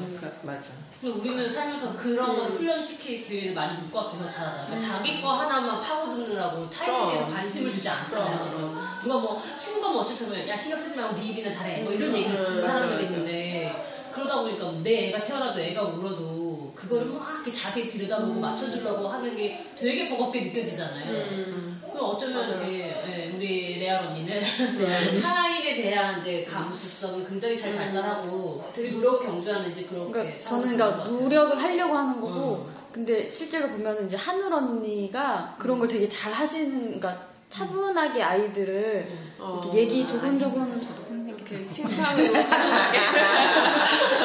그러니까 그런 모습을 보면 맞아 그런 것도 이렇게 보고 그러니까 그런 거에 더 이제 그런 거가 이제 많이 관심이 가고 보고 더 배워야 되겠다 이런 생각도 하고 좀 그런 게 이제 보육교사 하면서 저는 이 격리하고 시설 이야기가 한국이 점점 이 시설이 굉장히 많아지잖아요. 아주 빠르게 급증하는 것 같거든요. 그게 약간 시설이라는 것 자체가요. 네, 특히 노인 요양시설 네. 진짜 빠르게 늘고 네. 있잖아요. 그게 아마 돈이 되게 많이 되는 것 같아요. 네. 노인도 몇 명 증가하니까. 데리고 가면 거의 그리고 거기에서 관리하는 거 보면 좀 약 같은 것도 되게 과다하게 사실은 네. 많이 주고 수면제 같은 것도 투여 많이 하고 사실은 오히려 거기 가서 더 안 좋아지는 경우도 되게 많잖아요. 그래서 그런 부분도 이게 어느 순간 거기 멈추지 않으면 점점 더 늘어나고 그 사람들은 그 사람들 이윤에 맞춰서 또 사람들을 계속 데리고 올 수도 있지 않나 그런 생각이 들어요. 저 그 딸에 대하여라는 그 책 보셨죠? 네. 거기에서 되게 인상적이었던 부분이 그 요양원에서 기저귀를 다시 쓰고 반 잘라 쓰고 진짜요? 그 소설이긴 한데 어쨌든 그게 실제 있으니까 소설에도 그렇게 반영이 됐겠죠. 그러니까 그 딸에 대하여. 거기 주인공이 주인공인 엄마가 요양사예요. 요양사라고 거기서 어떻게 하는지 그 내용이 나와요. 네, 그래서 도대체 인간의 존엄에 대해서 생각하게 되는 그런 부분이었어요. 저희 시어머니도 요양사로 지금도 일하고 계시거든요. 그래서 하신 지는 이제 거의 10년 가까이 되셨을 것 같은데 저희 아버님 정년퇴직 하시고 나서 저희 어머님이 나도 이제 일을 해야겠다 해서 그 당시 유방 직종이어서 이제 그런 이제 중년의 어머님들이 그 자격증을 따서 할 수 있는 거예요. 그게 계속 경력 단절이거나 아니면 이제 새로운 직업을 가지려는 그런 여성들에게는 또 우리도 그거 할 수 그걸 하게 그렇게 됐는데 쉬워진. 가서 이제 뭐 이제 야간 근무나 이렇게 하는 거 보면 가서 이제 그 일 안 힘드시냐고 그러면 뭐 안 힘들어 뭐 이렇게 좀 노인들 이렇게 시간 내서 뭐 밥 주고 그냥 재우고 뭐 우리도 가서 뭐 이렇게 뭐 간식도 먹고 놀고 뭐 이런다고 얘기를 하시는데 보면 이렇게 얘기 언뜻 들리는 게 나는 요양원 가지 말아야겠다 막 이런 생각이 들어요. 그러니까 사람을 사람으로 대하는 게 아니라 그냥 일에 근데 살다 보면 그렇게 할 수는 있겠지만 그 거기 계신 노인들을 다루는 이제 그런 우리 어머님이 이제 거기 계신 노인들을 다루는 이야기도 온전한 사람으로 대하는 것 같은 느낌이 들지 않고 하나 치우고 뭐 이런 식으로 얘기를 하시니까 그게 되게 이상한 거예요. 어떻게 인간을 저렇게 지칭하면서 얘기할 수 있지? 근데 이제 그분들한테 그게 너무 일상적인 일이고 그냥 업무로 그냥 처리하시는 거니까 그렇긴 하겠지만 되게 정말 비인간적이다. 그러니까 그 기저귀를 많이 쓰면은 계속 거기 이제 관리하는 사람이 뭐라고 하는 거죠. 그러니까 우리 관리하는 자, 규제하는 자, 통제하는 자, 아까 선생님을 보육교사로 있으면서 또 다른 사람들이나 원장이나 이런 사람이 그런 마인드가 아니야. 그러면은 되게 효율성을 위해서 이렇게 탁탁탁 치고 이렇게 그 사람으로 보는 게 아니라 그냥 돈으로 보게 되면서 이제 비인간화 현상이 발생하게 되는 게 정말 여러 가지 시설에서는 정말 그렇게 되기 되게 쉬운 환경이고 구조죠. 네.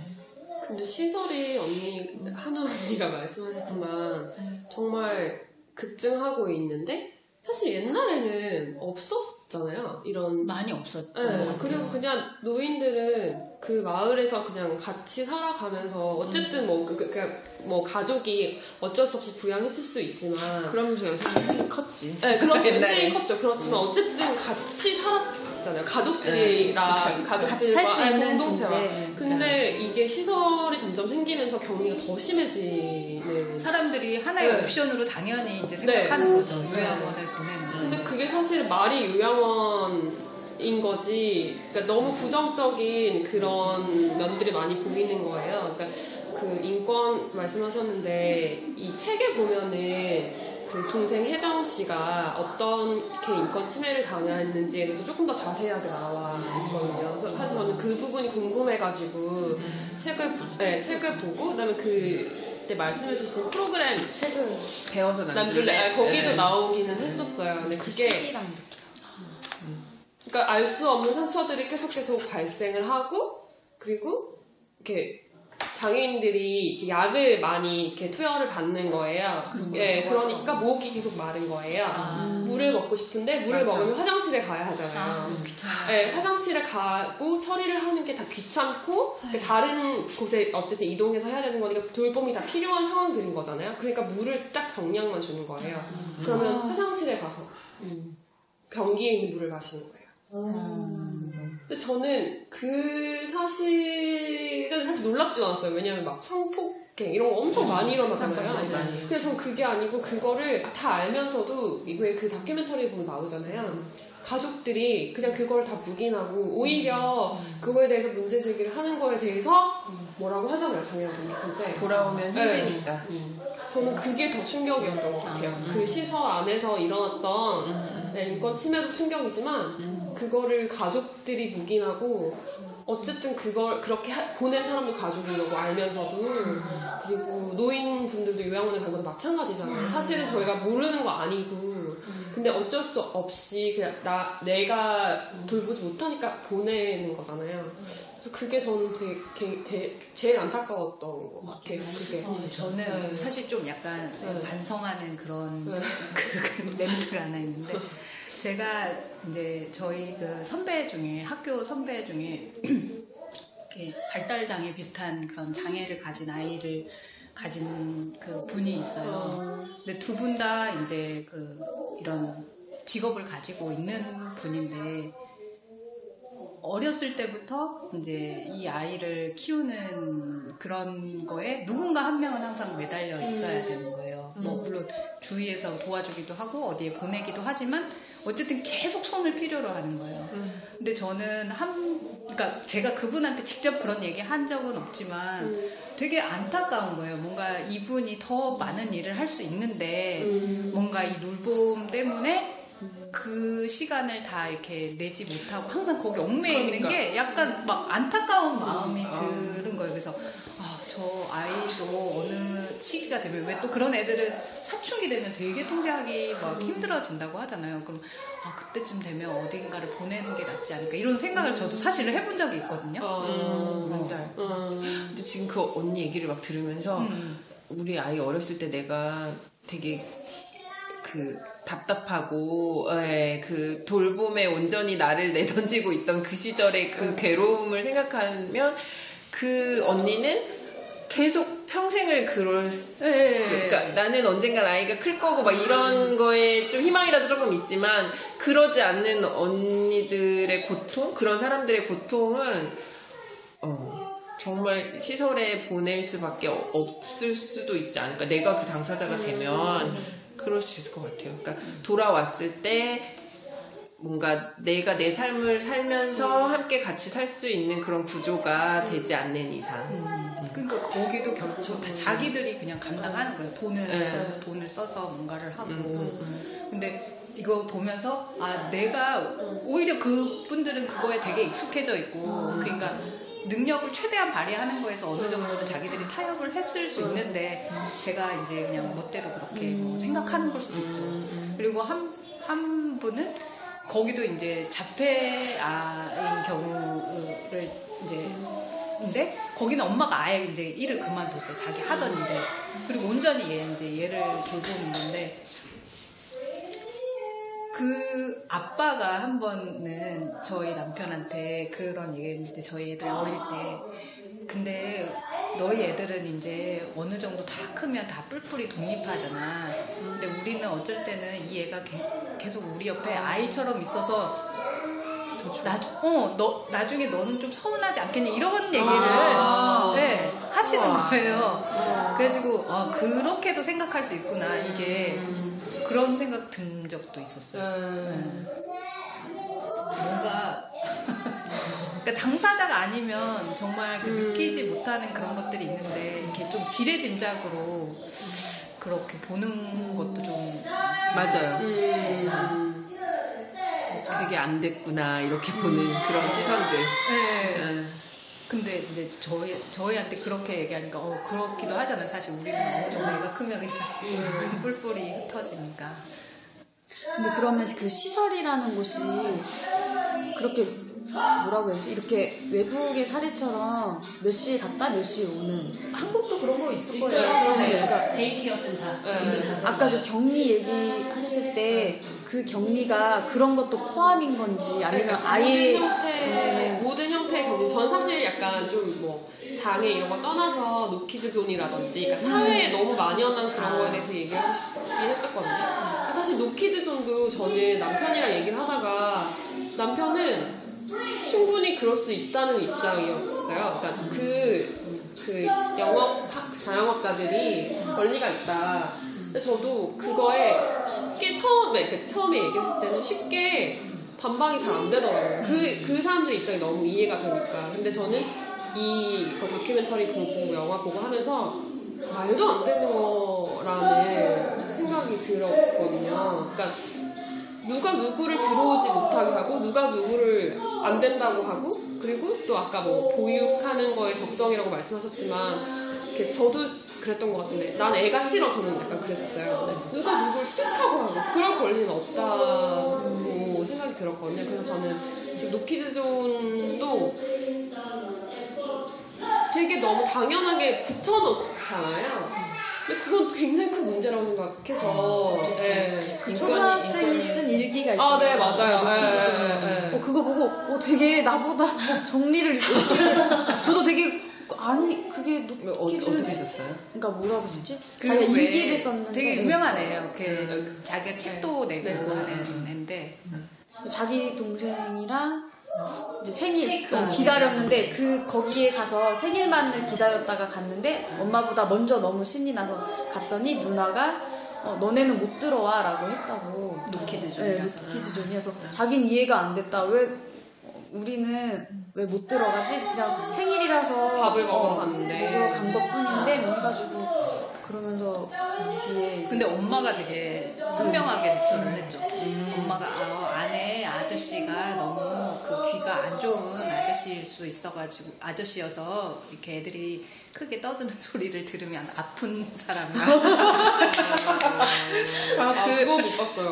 그래서 그거 그렇게 대처를 했나 보다.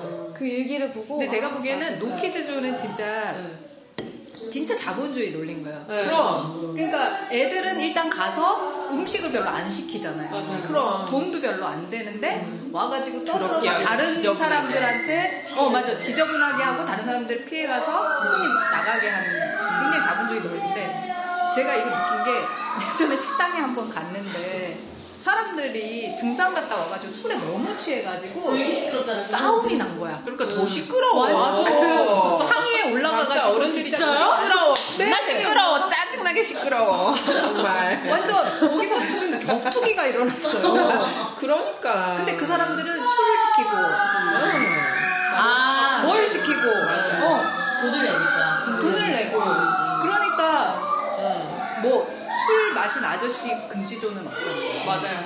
그러니까 이거 진짜 특정한 사람들에게 특히 돈 안 쓰는 아이들에게 이거를 그냥 딱 그리고 그 아이와 함께 엄마들 또한 네. 같이 그 프레임에 뭐 억압받는 거지. 아무데나 갈 수 없는 사람으로 만들어버리는 거지. 그러니까 그런 누가 경우가 저출산 문제면서 뭐 이런 사회에서 애를 낳고 싶겠냐고.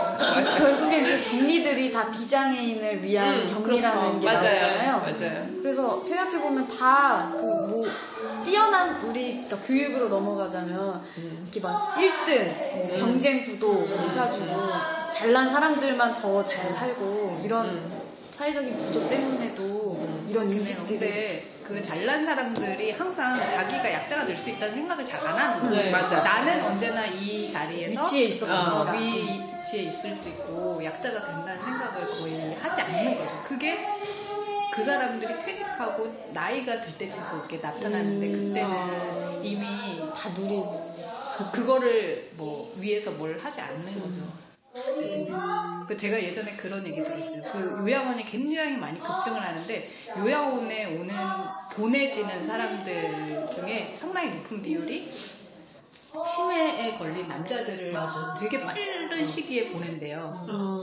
집에서. 근데 오는 사람들이 특히나 그 집에서 가정폭력이라거나 가부장적인. 그러니까 젊었을 때 사실은 가정에 굉장히 충실하지 않았고 그 부부 관계나 가족 관계가 좋지 않은 사람들이 훨씬 더 빨리 시설에 보내진다는 거예요. 저희 생각나네요. 그 시아버님이 치매 초기이신데 어머님이 엄청 화를 내더라고요. 정말 우리 앞에서도 인간에 대한 너무 기본 이하처럼 느껴질 정도로 굉장히 화를 내는 게 그동안 쌓였던 그 세월이 그 가부장적인 남편에 대한 그게 이제는 그가 치매가 걸려서 이제는 그렇게 됐을 때 이제 그거 보면서 참 되게 많은 만감이 교차했죠.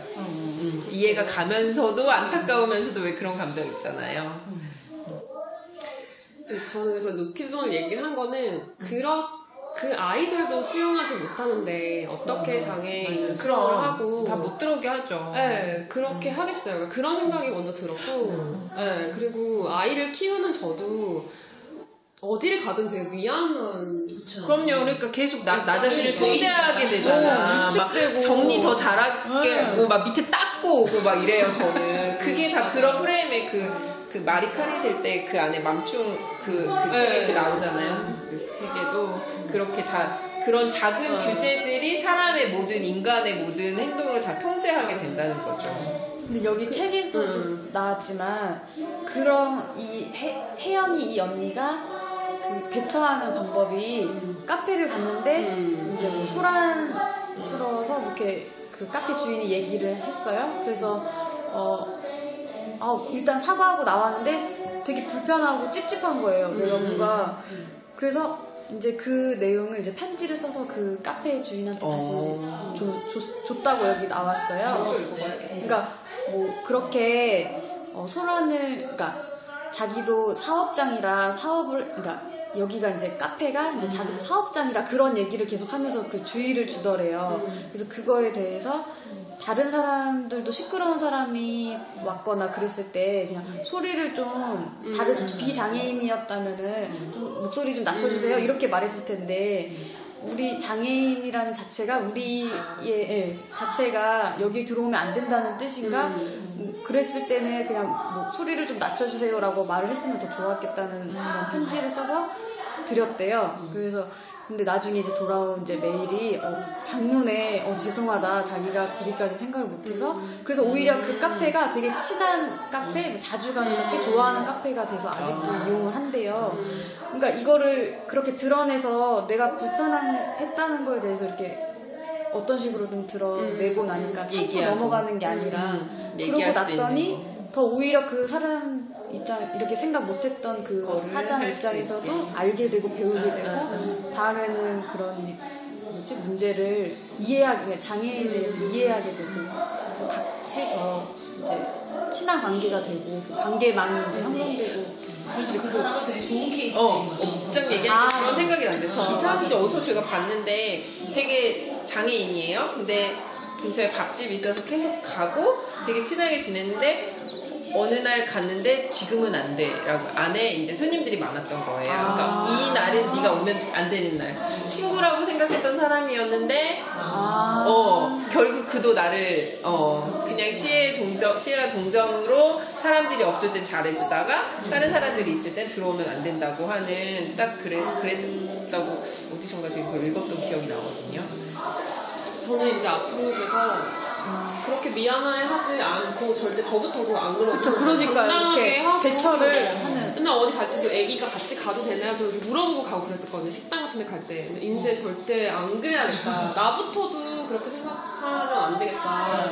그런 그리고 생각이 제가 많이 보는 그것도 들었어요. 네. 아이들은 그 장애나 그 아이들은 제가 보기엔 중요한 게 이 아이들이 제대로 말을 하지 못한다는 거. 그러니까 말을 할 수 없는 존재라는 거를 이 사람들이 전제하기 때문에 그렇게 하는 것 같아요. 엄마들도 이 사람들은 말을 할 수 없는 존재다. 그러니까 그러니까 똑같이 떠들고 싸우고 그래도 그 아저씨들한테는 제재 못 하잖아요. 왜냐면 그 사람들은 말뿐만 아니라 힘을 가진 존재. 힘을 가지고 있기 때문에. 근데 아이들이 만약에 발언을 한다면, 엄마들이 발언을 한다면, 그리고 발언을 해도 되는 존재라는 게 사실은 받아들여지는 사회에서는 그렇게 함부로 이렇게 노키즈론이라고 그냥 아예 그거 있잖아요. 유태인들 여기 네. 독일에서 유태인과 개는 출입 금지라고 하는 그 푯말처럼 그 당시 그 사회 분위기에서는 이 사람들은 말하면 안 되는 존재였기 때문에 그게 붙었던 거잖아요. 그러니까 그런 거 보면 사실 말을 계속 발언을 하고 당당하게 가서 하는 게 그런 태도만 보여도 좀 달라질 것 같아요. 그럽시다. 네. 일상에서 계속 그래서 일단 아까 그 레알 언니랑 처음에 얘기를 하면서 이 다큐멘터리에 되게 이입이 됐던 게 저도 되게 남편이랑 갈등이 있어서 그거를 어떻게든 둘이서 풀어보려고 했었어요. 그건 사실 육아에 대한 문제였죠. 아이를 키우는 게 너무 힘드니까. 근데 그게 개인의 문제가 아니라 이건 사회에서의 어떤 지원이 없이는 둘이 해결해서 될 문제가 아니라는 생각이 들었거든요. 근데 그거는 그 어린이 대면에서 장애인 감독도 마찬가지로 이게 개인이 부담해야 되는 문제가 아니라 사회에서의 지원이 없이는 해결되지 않고 그래서 이제 계속해서 싸우는 거잖아요, 장애인 감독도. 그래서 저는 좀 얘기를 같이 해보고 싶은 게 그러면은 사회에서 이런 것들을 어떤 정책을 피고 또 뭐 사회에서 어떤 지원을 해줄 수 있을지 좀 약간 좀 어떻게 보면 거창한 문제긴 한데 그런 걸 저희가 좀 생각을 해봐야 또 이렇게 의견을 낼 수 있고 할 수 있지 않을까 해서 좀 생각을 들어보고 싶었어요. 이제 시간이 많이 돼가지고. 네. 정말 시간이 네, 되네. 딱 여기 나오잖아요. 장애인 등급제, 네, 부양의무제 폐지, 활동 지원사. 네.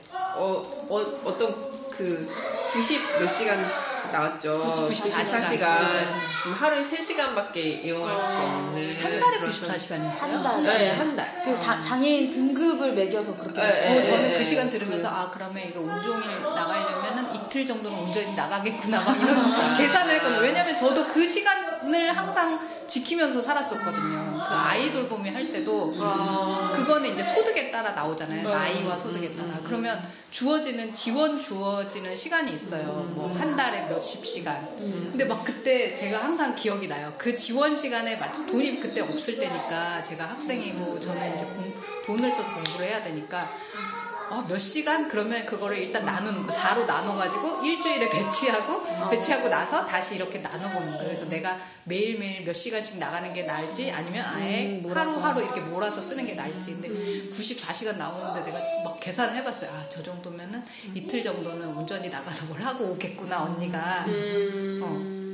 근데 너무 턱없이 부족한 시간이에요. 그렇죠. 그러니까요. 너무 그리고 부족한 시간이죠. 그 20분의 시간이 그 뒤에 모든 걸 결정하는 시간이었던 걸 몰랐다라고 하는데 정말 보면서 저도 그 언니 막 인터뷰하는 거 보면서 네. 아니 저기선 조금 더 그러니까 잘 안 된다고 했었어요 했는데 막 그 나다니엘 이렇게 브레이크 그 네. 영화도 생각나면서 계속 자신의 그 지원을 받아야 함을 되게 비굴하게 맞아요. 증명해야 되는 맞아요. 그런 시스템들이 너무 맞아요. 사람을 인간답지 못하게 하는. 아니 근데 거기 인터뷰에서도 이 동생이 혼자서 할 수 있는 게 없다라고 그 다 얘기했잖아요. 근데 어떻게 그 시간밖에 안 넣을 수 그런데 있어요? 언니가 글자를 조금 읽을 줄 안다고 했죠. 그 다음에 그리고 맞아요. 그 세수나 이런 건 조금 흉내내서 신변처리 물어보고. 진짜 정말 너무 싫었어. 심하다. 근데 어쨌든 이런 장애인이 겪는 이런 거를 이 영화를 통해서 거의 이렇게 자세히 안 거는 처음이죠. 네. 왜냐면 내가 관심이 없어서 그럴 수도 있고 그 자기 일이 아니면 네, 맞아요. 맞아요. 그래서 이렇게 그러니까 그 일상들을 보는데 진짜 많은 생각을 하게 되고 저희 아빠 배웠죠. 치매 등급 받느라고 이제 신사관이 왔잖아요. 치매도 등급을 맞아요. 그러니까 문제 정도 들어서 이제 경도인지 장애 뭐 이런 사람들까지도 같이 보장을 해주겠다. 그래서 등급제도가 약간 이렇게 한 단계가 더 생긴 거예요. 원래 5단계였는데 6등급이 된 거죠. 그러니까 저희 아빠는 그 6등급에 이제 해당하는 혜택을 보게 된 건데 이제 그런 이제 기관에 있는 사람이 와서 이렇게 뭐 질문 같은 것도 해갖고 이 사람이 어떤 상태인지 이제 가족들이 대신 설명해 주기도 하고. 그래서 이 사람이 그냥 집안에서 그 돌봄을 할 건지 아니면 기관에 갈 건지 뭐 이런 것도 하고 기관에 가게 되면 돈을 얼마 줄 건지 뭐 이런 게 판정이 나는 거예요. 근데 그러려면은 최대한 이 사람이 할 수 없다라는 걸 알려줘요. 최대한 불쌍하게 뭐 할 수 있는 데도 못하면 얘기해야 되고 그러지 않으면 저도 예전에 저희 할머니 막 그런 치매 그 관련해서 저희 할머니는 그냥 집에서 계속 사셨지만 막 그런 얘기 이제 나오잖아요. 치매 등급을 받으려면 어떻게 해야 되는데 숫자도 모르는 척하고 할머니 아는 척하지 마시라고. 그 미리 사람의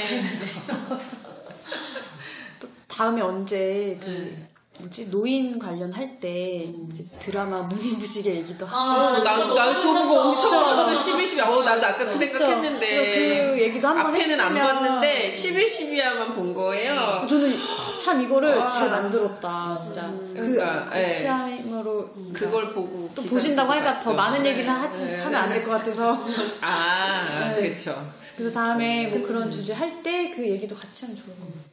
네. 근데 아까 그 사회적 지원에서 장애인 등급제 폐지랑 부양형 폐지 말고 하나 아까 뭐죠? 등급제 폐지요? 아니, 활동 지원사.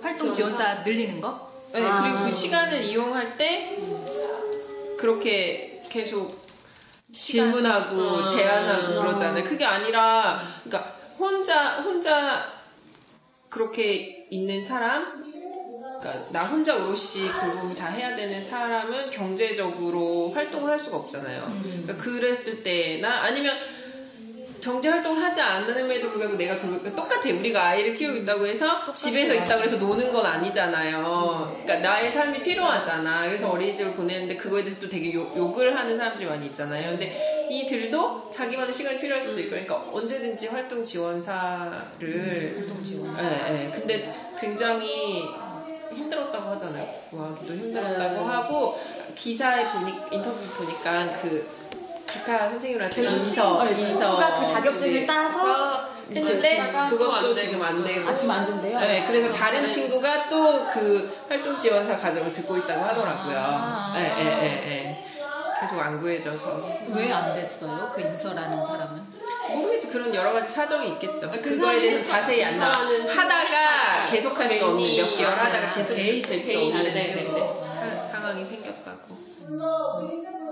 그래서 어쨌든 다음에 이어서 이 책을 보신다고 하더라고요. 네. 그래서 여기 존엄을 구성하는 퍼포먼스 부분이 진짜 되게 인상적인 부분이 나오거든요. 그래서 이어서 보실 때 나중에 이어서 얘기하면 좋을 것 같아요. 다음 모임 때. 오셔야 돼요. 예, 무조건요. 저도. 가수원. 아, 가수원. 아니, 남편이.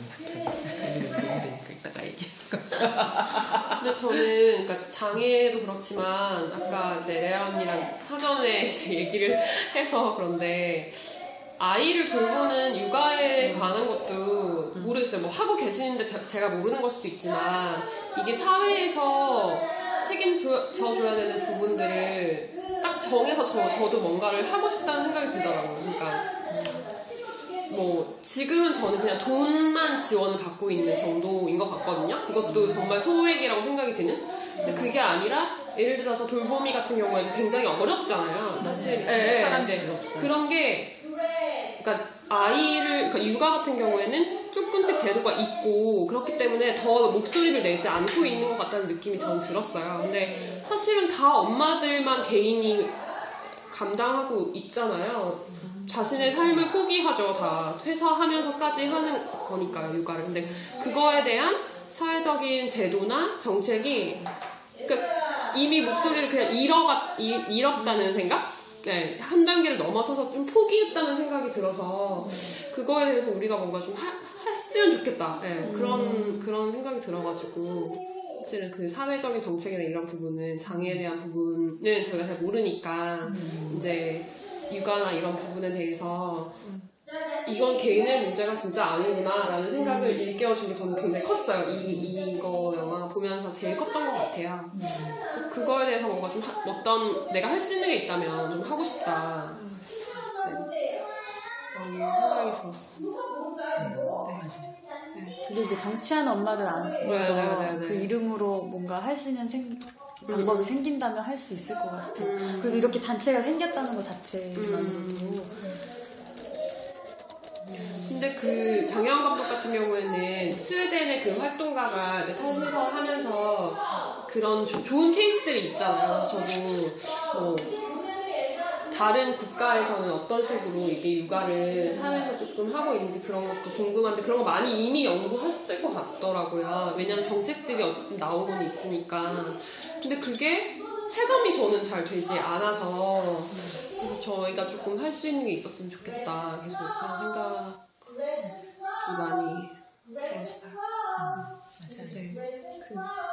비마이너 채널 혹시 받고 계신 분 있으신가요? 그 텔레그램에 장애인의 주홍글 씨 비마이너에서 장애인 네. 지금 제가 텔방에 올렸는데 그 발달장애인 부모들이 발달장애 국가 책임제에 대해서 촉구하는 농성 올린 기사 지금 공유했거든요. 그래서 그 기사들도 다 이렇게 채널 등록하면은 계속 그 장애인의 자기결정권이라든지 통합교육이라고 해서 갔는데 아이 휠체어 올라갈 수 없는 막 그런데 거기에 배정받고 막 그런 일들 그 장애 학교가 가까워서 거기 이사 갔는데 거기 말고 일반 학교에 막 배정받는 거예요. 근데 거기는 준비도 안 돼 있고 가서 혼자 들어서 올려야 되고 그런 기사들도 오고 그러거든요.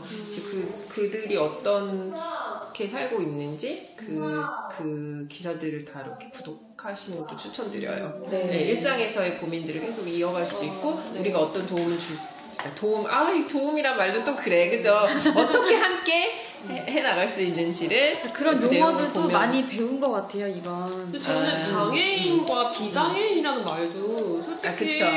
구분 짓는 거지, 사람은. 그러니까 구분 짓는 거고 약간 비장애인이라고 하는 것도 되게 조심스러워요. 그 말이 되게 예쁘지 않은 것 같아요.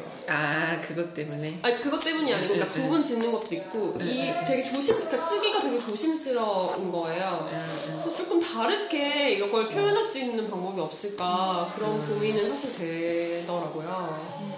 그나마 예전에는 정상인과 장애인 이런 식으로 맞아요. 그렇죠. 정상과 비정상으로 되는 것 때문에 장애인이 아닌 사람 비장애인이라고 또 언젠가- 청소년들 입장에서는 어른이라고 안 하고 비청소년이라고 하거든요. 그거가 붙이는 거는 오히려 그러니까 아닌 사람을 그냥 그렇게 표현을 하는 거죠. 그들이 아닌 자들을. 마치 비혼이라고. 맞아요. 미혼모 원모가 아니고 비원모고 막 그런 것처럼. 근데 그 비라는 거에 우리가 좀 거부감이 느껴지는 그런 게 있어서 그래서 그런 거죠. 근데 그 명칭이라는 게 저도 막 육아나 뭐 그런 어원을 따지거나 이러면 되게 쓰고 싶지 않지만 그렇게 표현하지 않으면 모두 다 이렇게 알아듣기 쉽지 않은 그렇죠. 것 때문에 그렇게 결국엔 계속 얘기를 할 수밖에 없는 단어들이 있더라고요. 아직 인식이 이제 그 선까지 갔다 이렇게 언어적으로 그렇게 표현하는 게 그렇게 생각하시면 그러면 마지막으로 영화로 돌아가서 좀 인상 깊었던 장면이나 대사를 같이 공유해보고 끝내면 전 좋을 것 같습니다. 저는 기억나는 대사가 그 언니가 환경재단에서 네. 세상을 네. 밝힌 네. 그 상 받을 때 네. 하는 얘기 있잖아요. 이 상은 원래 자기 언니가 받아야 되는 상인데 왜냐면 이런 세상에서 살아남아서 살고 있기 때문에 하지만 근데 자기한테 상을 준 데에는 이 언니가 살아가야 될 가장 가까운 환경이 자기이기 때문에 맞아. 그 환경을 바꾸라는 의미에서 바꿔나가라는 의미에서 자기한테 줬다라고 하는 그게 되게 인상이 컸어요. 그리고 또 노래도 너무 좋죠, 노래. 그래서 막 검색해보고 가사 막 다 캐치하고 그랬어. 그리고 그거 이어서 저는 너는 안정된 삶을 꿈꾸지 않아. 그 친구들하고 얘기할 때 아까 걱정됐던. 근데 그랬잖아요. 앞뒤가 딱 뭔가를 증명해야 되고 그런 삶이 아니라 나는 지금 내 삶이 안정된 것 같고 그냥 나는 내 길을 만들어 나가는 게 좋아라고 했을 때 그래 맞아 내가 제도권에서 일하고 싶지 않고 내가 이렇게 지금 신사에서 일을 하는 이유는 내가 뭔가를 만들어 나갈 때 나한테 주는 것이 있고 내가 좋아서 하는 거라는 그런 삶을 생각하게 되면서 누군가에게 그 자율성이 있는 삶 그러니까 사회가 결혼을 하고 아이를 낳고 그렇게 살아야 정상이라고 하는 삶이 아닌 거를 불안해하지 않는 그런 힘이 있는 사람이잖아요. 이 장혜영 씨는 그게 되게 사실 부럽기도 하고 그렇기 때문에 그녀는 이런 영화를 찍고 이런 걸 하면서 동생을 뭐 이용한다는 게 아니라 그냥 같이 더불어 살고 있고 이거를 사람한테 보여주고 이런 전반적인 인식이 나아지게 하는 그런 활동을 하고 있는 사람이 되게 멋지다는 생각이 들었고 나도 내 길을 만들어내는 걸 불안해하지 말아야겠다라는 생각을 했고 우리 계속 그들을 그런 눈빛으로 바라보지 말아야지 계속 걱정하는 눈빛으로 바라보지 말아야지 그냥 그런 생각을 했어요. 레아 언니는 저는 여기서 이제 자립이라는 말을 저는 자립은 이렇게 스스로 독립적인 삶을 생각했거든요. 근데 그게 아니라 누군가의 어쨌든 의지도 하고 의존을 하면서 내 길을 마찬가지로 내가 좋아하는 것을 하면서 살아가는 게 그 진정한 자립이다라는 그런 의미를 여기서 그게 가장 좀 마음에 남았던 것 같아요. 맞아요.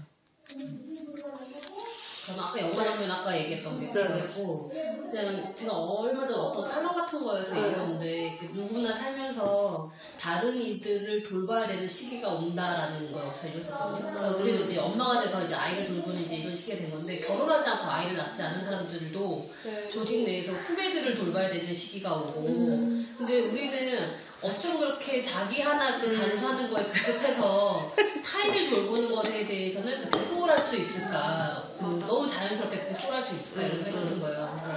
우리는 이제 본격적인 돌봄의 시기에 들어온 거예요.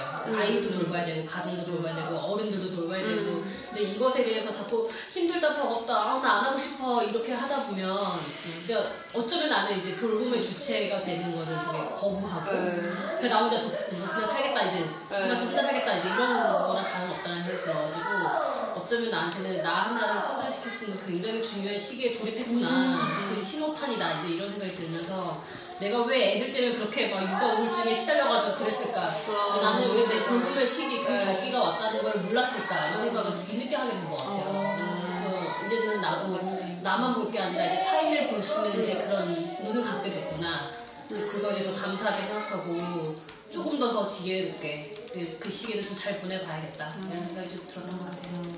근데 저도 언니 그 대표 언니의 말에 이어서 말씀을 드리면 저도 아이를 돌보는 게 너무 지금도 그냥 버겁지만 사실 그러니까 개인이 한 사람만으로 살아갈 수 없기 때문에 돌봄은 누구에게나 필요하고 저도 돌봄을 받는 시기가 오겠죠. 그러니까 그런 관점에서 생각을 한다면 아이를 돌보는 것도 조금은 약간 마음이 가벼워지더라고요. 저는 굉장히 그런 새로운 관점을 가질 수 내가 그 아이를 돌본다는 게 네, 아니라 네. 그 아이도 나를 돌봐. 나를 네. 위로해줄 수 네. 그래서 서로 돌봄의 관계로 우리가 가야 그렇죠. 되는 그러니까 거죠. 그냥 개인 대 개인이라는 생각이 들더라고요. 내가 엄마라서, 내가 부모라서가 아니라 그런 관점을 갖게 돼서 너무너무 좋았던 영화였고 책도 그랬고요. 전 장면은 그 친구 이름이 생각이 안 나는데 그 스티커 사진 찍는다고 했을 때 막 짜증난다고 했을 때 그 같이 있던 친구도 같이 짜증을 내잖아요. 아, 왜 그래요? 이러면서 짜증난다고 자기도. 그러니까 대사는 정확하게 기억이 안 나는데 근데 저는 사실은 장애인을 제가 만약에 같이 어쨌든 돌봄의 시간이니까 있다고 하면 그렇게 못할 것 같은데 너무나 동등하고 그냥 평등하게 대하는 부분에서 되게 인상 깊었고 그게 주는 또 울림이 있었던 것 같아요. 네. 그래서 너무나 새로운 관점을 가지게 그래서 됐던 아이와도 네네. 그런 거죠. 똑같이 맞아. 이 아이 엄마니까 모든 걸 자꾸 희생해야 되고 막 모든 맞아요. 걸 다 하지 않고 나도 화가 나면 화를 낼 수 있는데 근데 이제 제가 그렇게 사실 얘기를 해왔는데 어느 순간 남편이 차라리 때려 이렇게 얘기를 하는 거예요. 네가 더 나빠 이렇게 얘기하는 거죠. 그래서 그 순간 그러니까 나는 인간 대 인간으로 이 아이가 나를 화나게 해서 나는 화를 내고 있는 거야. 이 사람이 그렇지만 부모 자식 관계라는 이미 권력 관계에서 내가 막 그러고 있을 때 아무 말도 못하고 나를 쳐다보고 글썽글썽하는 눈빛으로 나를 바라보는 그 눈빛을 볼 때 아차 싶은 순간이 또 있어요. 이게 이렇게 사람 사이의 관계가 이렇게 되어 있을 때 그래서 되게 저에게 숙제인 거죠. 그러면서 제가 좀 전에 테레 공유했는데 그 IL 운동이라는 게 장애인 자립생활 운동이라고 해요. 장애 여성 공감 교육 입장에서 이 IL 운동에서의 자기결정과 의존의 관계에 대해서 강연을 펼치고 있는 내용이 지금 있는데 여기에서도 나오는 게 자기결정권과 의존은 서로 대립되는 관계가 아니면 소수자의 삶을 통제하여 의존을 개인 능력의 문제로 만드는 정상성 이론의 문제를 제기해야 한다 하면서 네 마음대로 결정하라 해놓고 모든 책임을 떠넘길 때 자기결정권 행사는 오히려 불가능하다 하며 어떤 결정을 하든 책임을 함께 나눠서 지겠다는 관계와 조직이 있을 때 자기결정도 가능해지는 것이라고 나와서 소수자의 연대를 통해 의존과 자기결정권이 확대되고 보장되는 사회를 만드는 데 의미가 있다라고 나왔다고 하는데 정말 아까 그 말한 의존 얘기하셨었잖아요. 그러니까 우린 누군가에게 다 모두 의존하고 있는데 자립해야지, 자기가 결정해야지 하고 던져놓는 것만이 모든 게 다 아니라는 거죠. 같이 갈 수 있는 그런 삶을 살아야 하지 않을까. 그러면 오늘 녹음을 한다니까 다들 언니들이 몹시 긴장됐어. 있어 보여야 돼. 근데 의외로 왔다 갔다 막 해서. 책보다 이렇게 한 번씩 영화 할 때 이렇게 대화를 더 많이 하는 것 같아요. 장면들이 잔상에 남아서 그런가? 정리를 하고 이제 그러면 녹음을 마무리를 하겠습니다. 네. 너무 좋다. 이거를 그 채널을 거기 달라고 할까요? 아니면 우리가 채널을 아예 만들까? 이게 뭘 잘못 누르면 다 지워지더라고요. 그래서 그죠? 우리가 그냥 채널 하나 만들어야 될 것 같아요. 어떤 일인가? 이렇게 계속 녹음이고. 근데 이거를 누르면 안 돼. 거의 녹음 기능은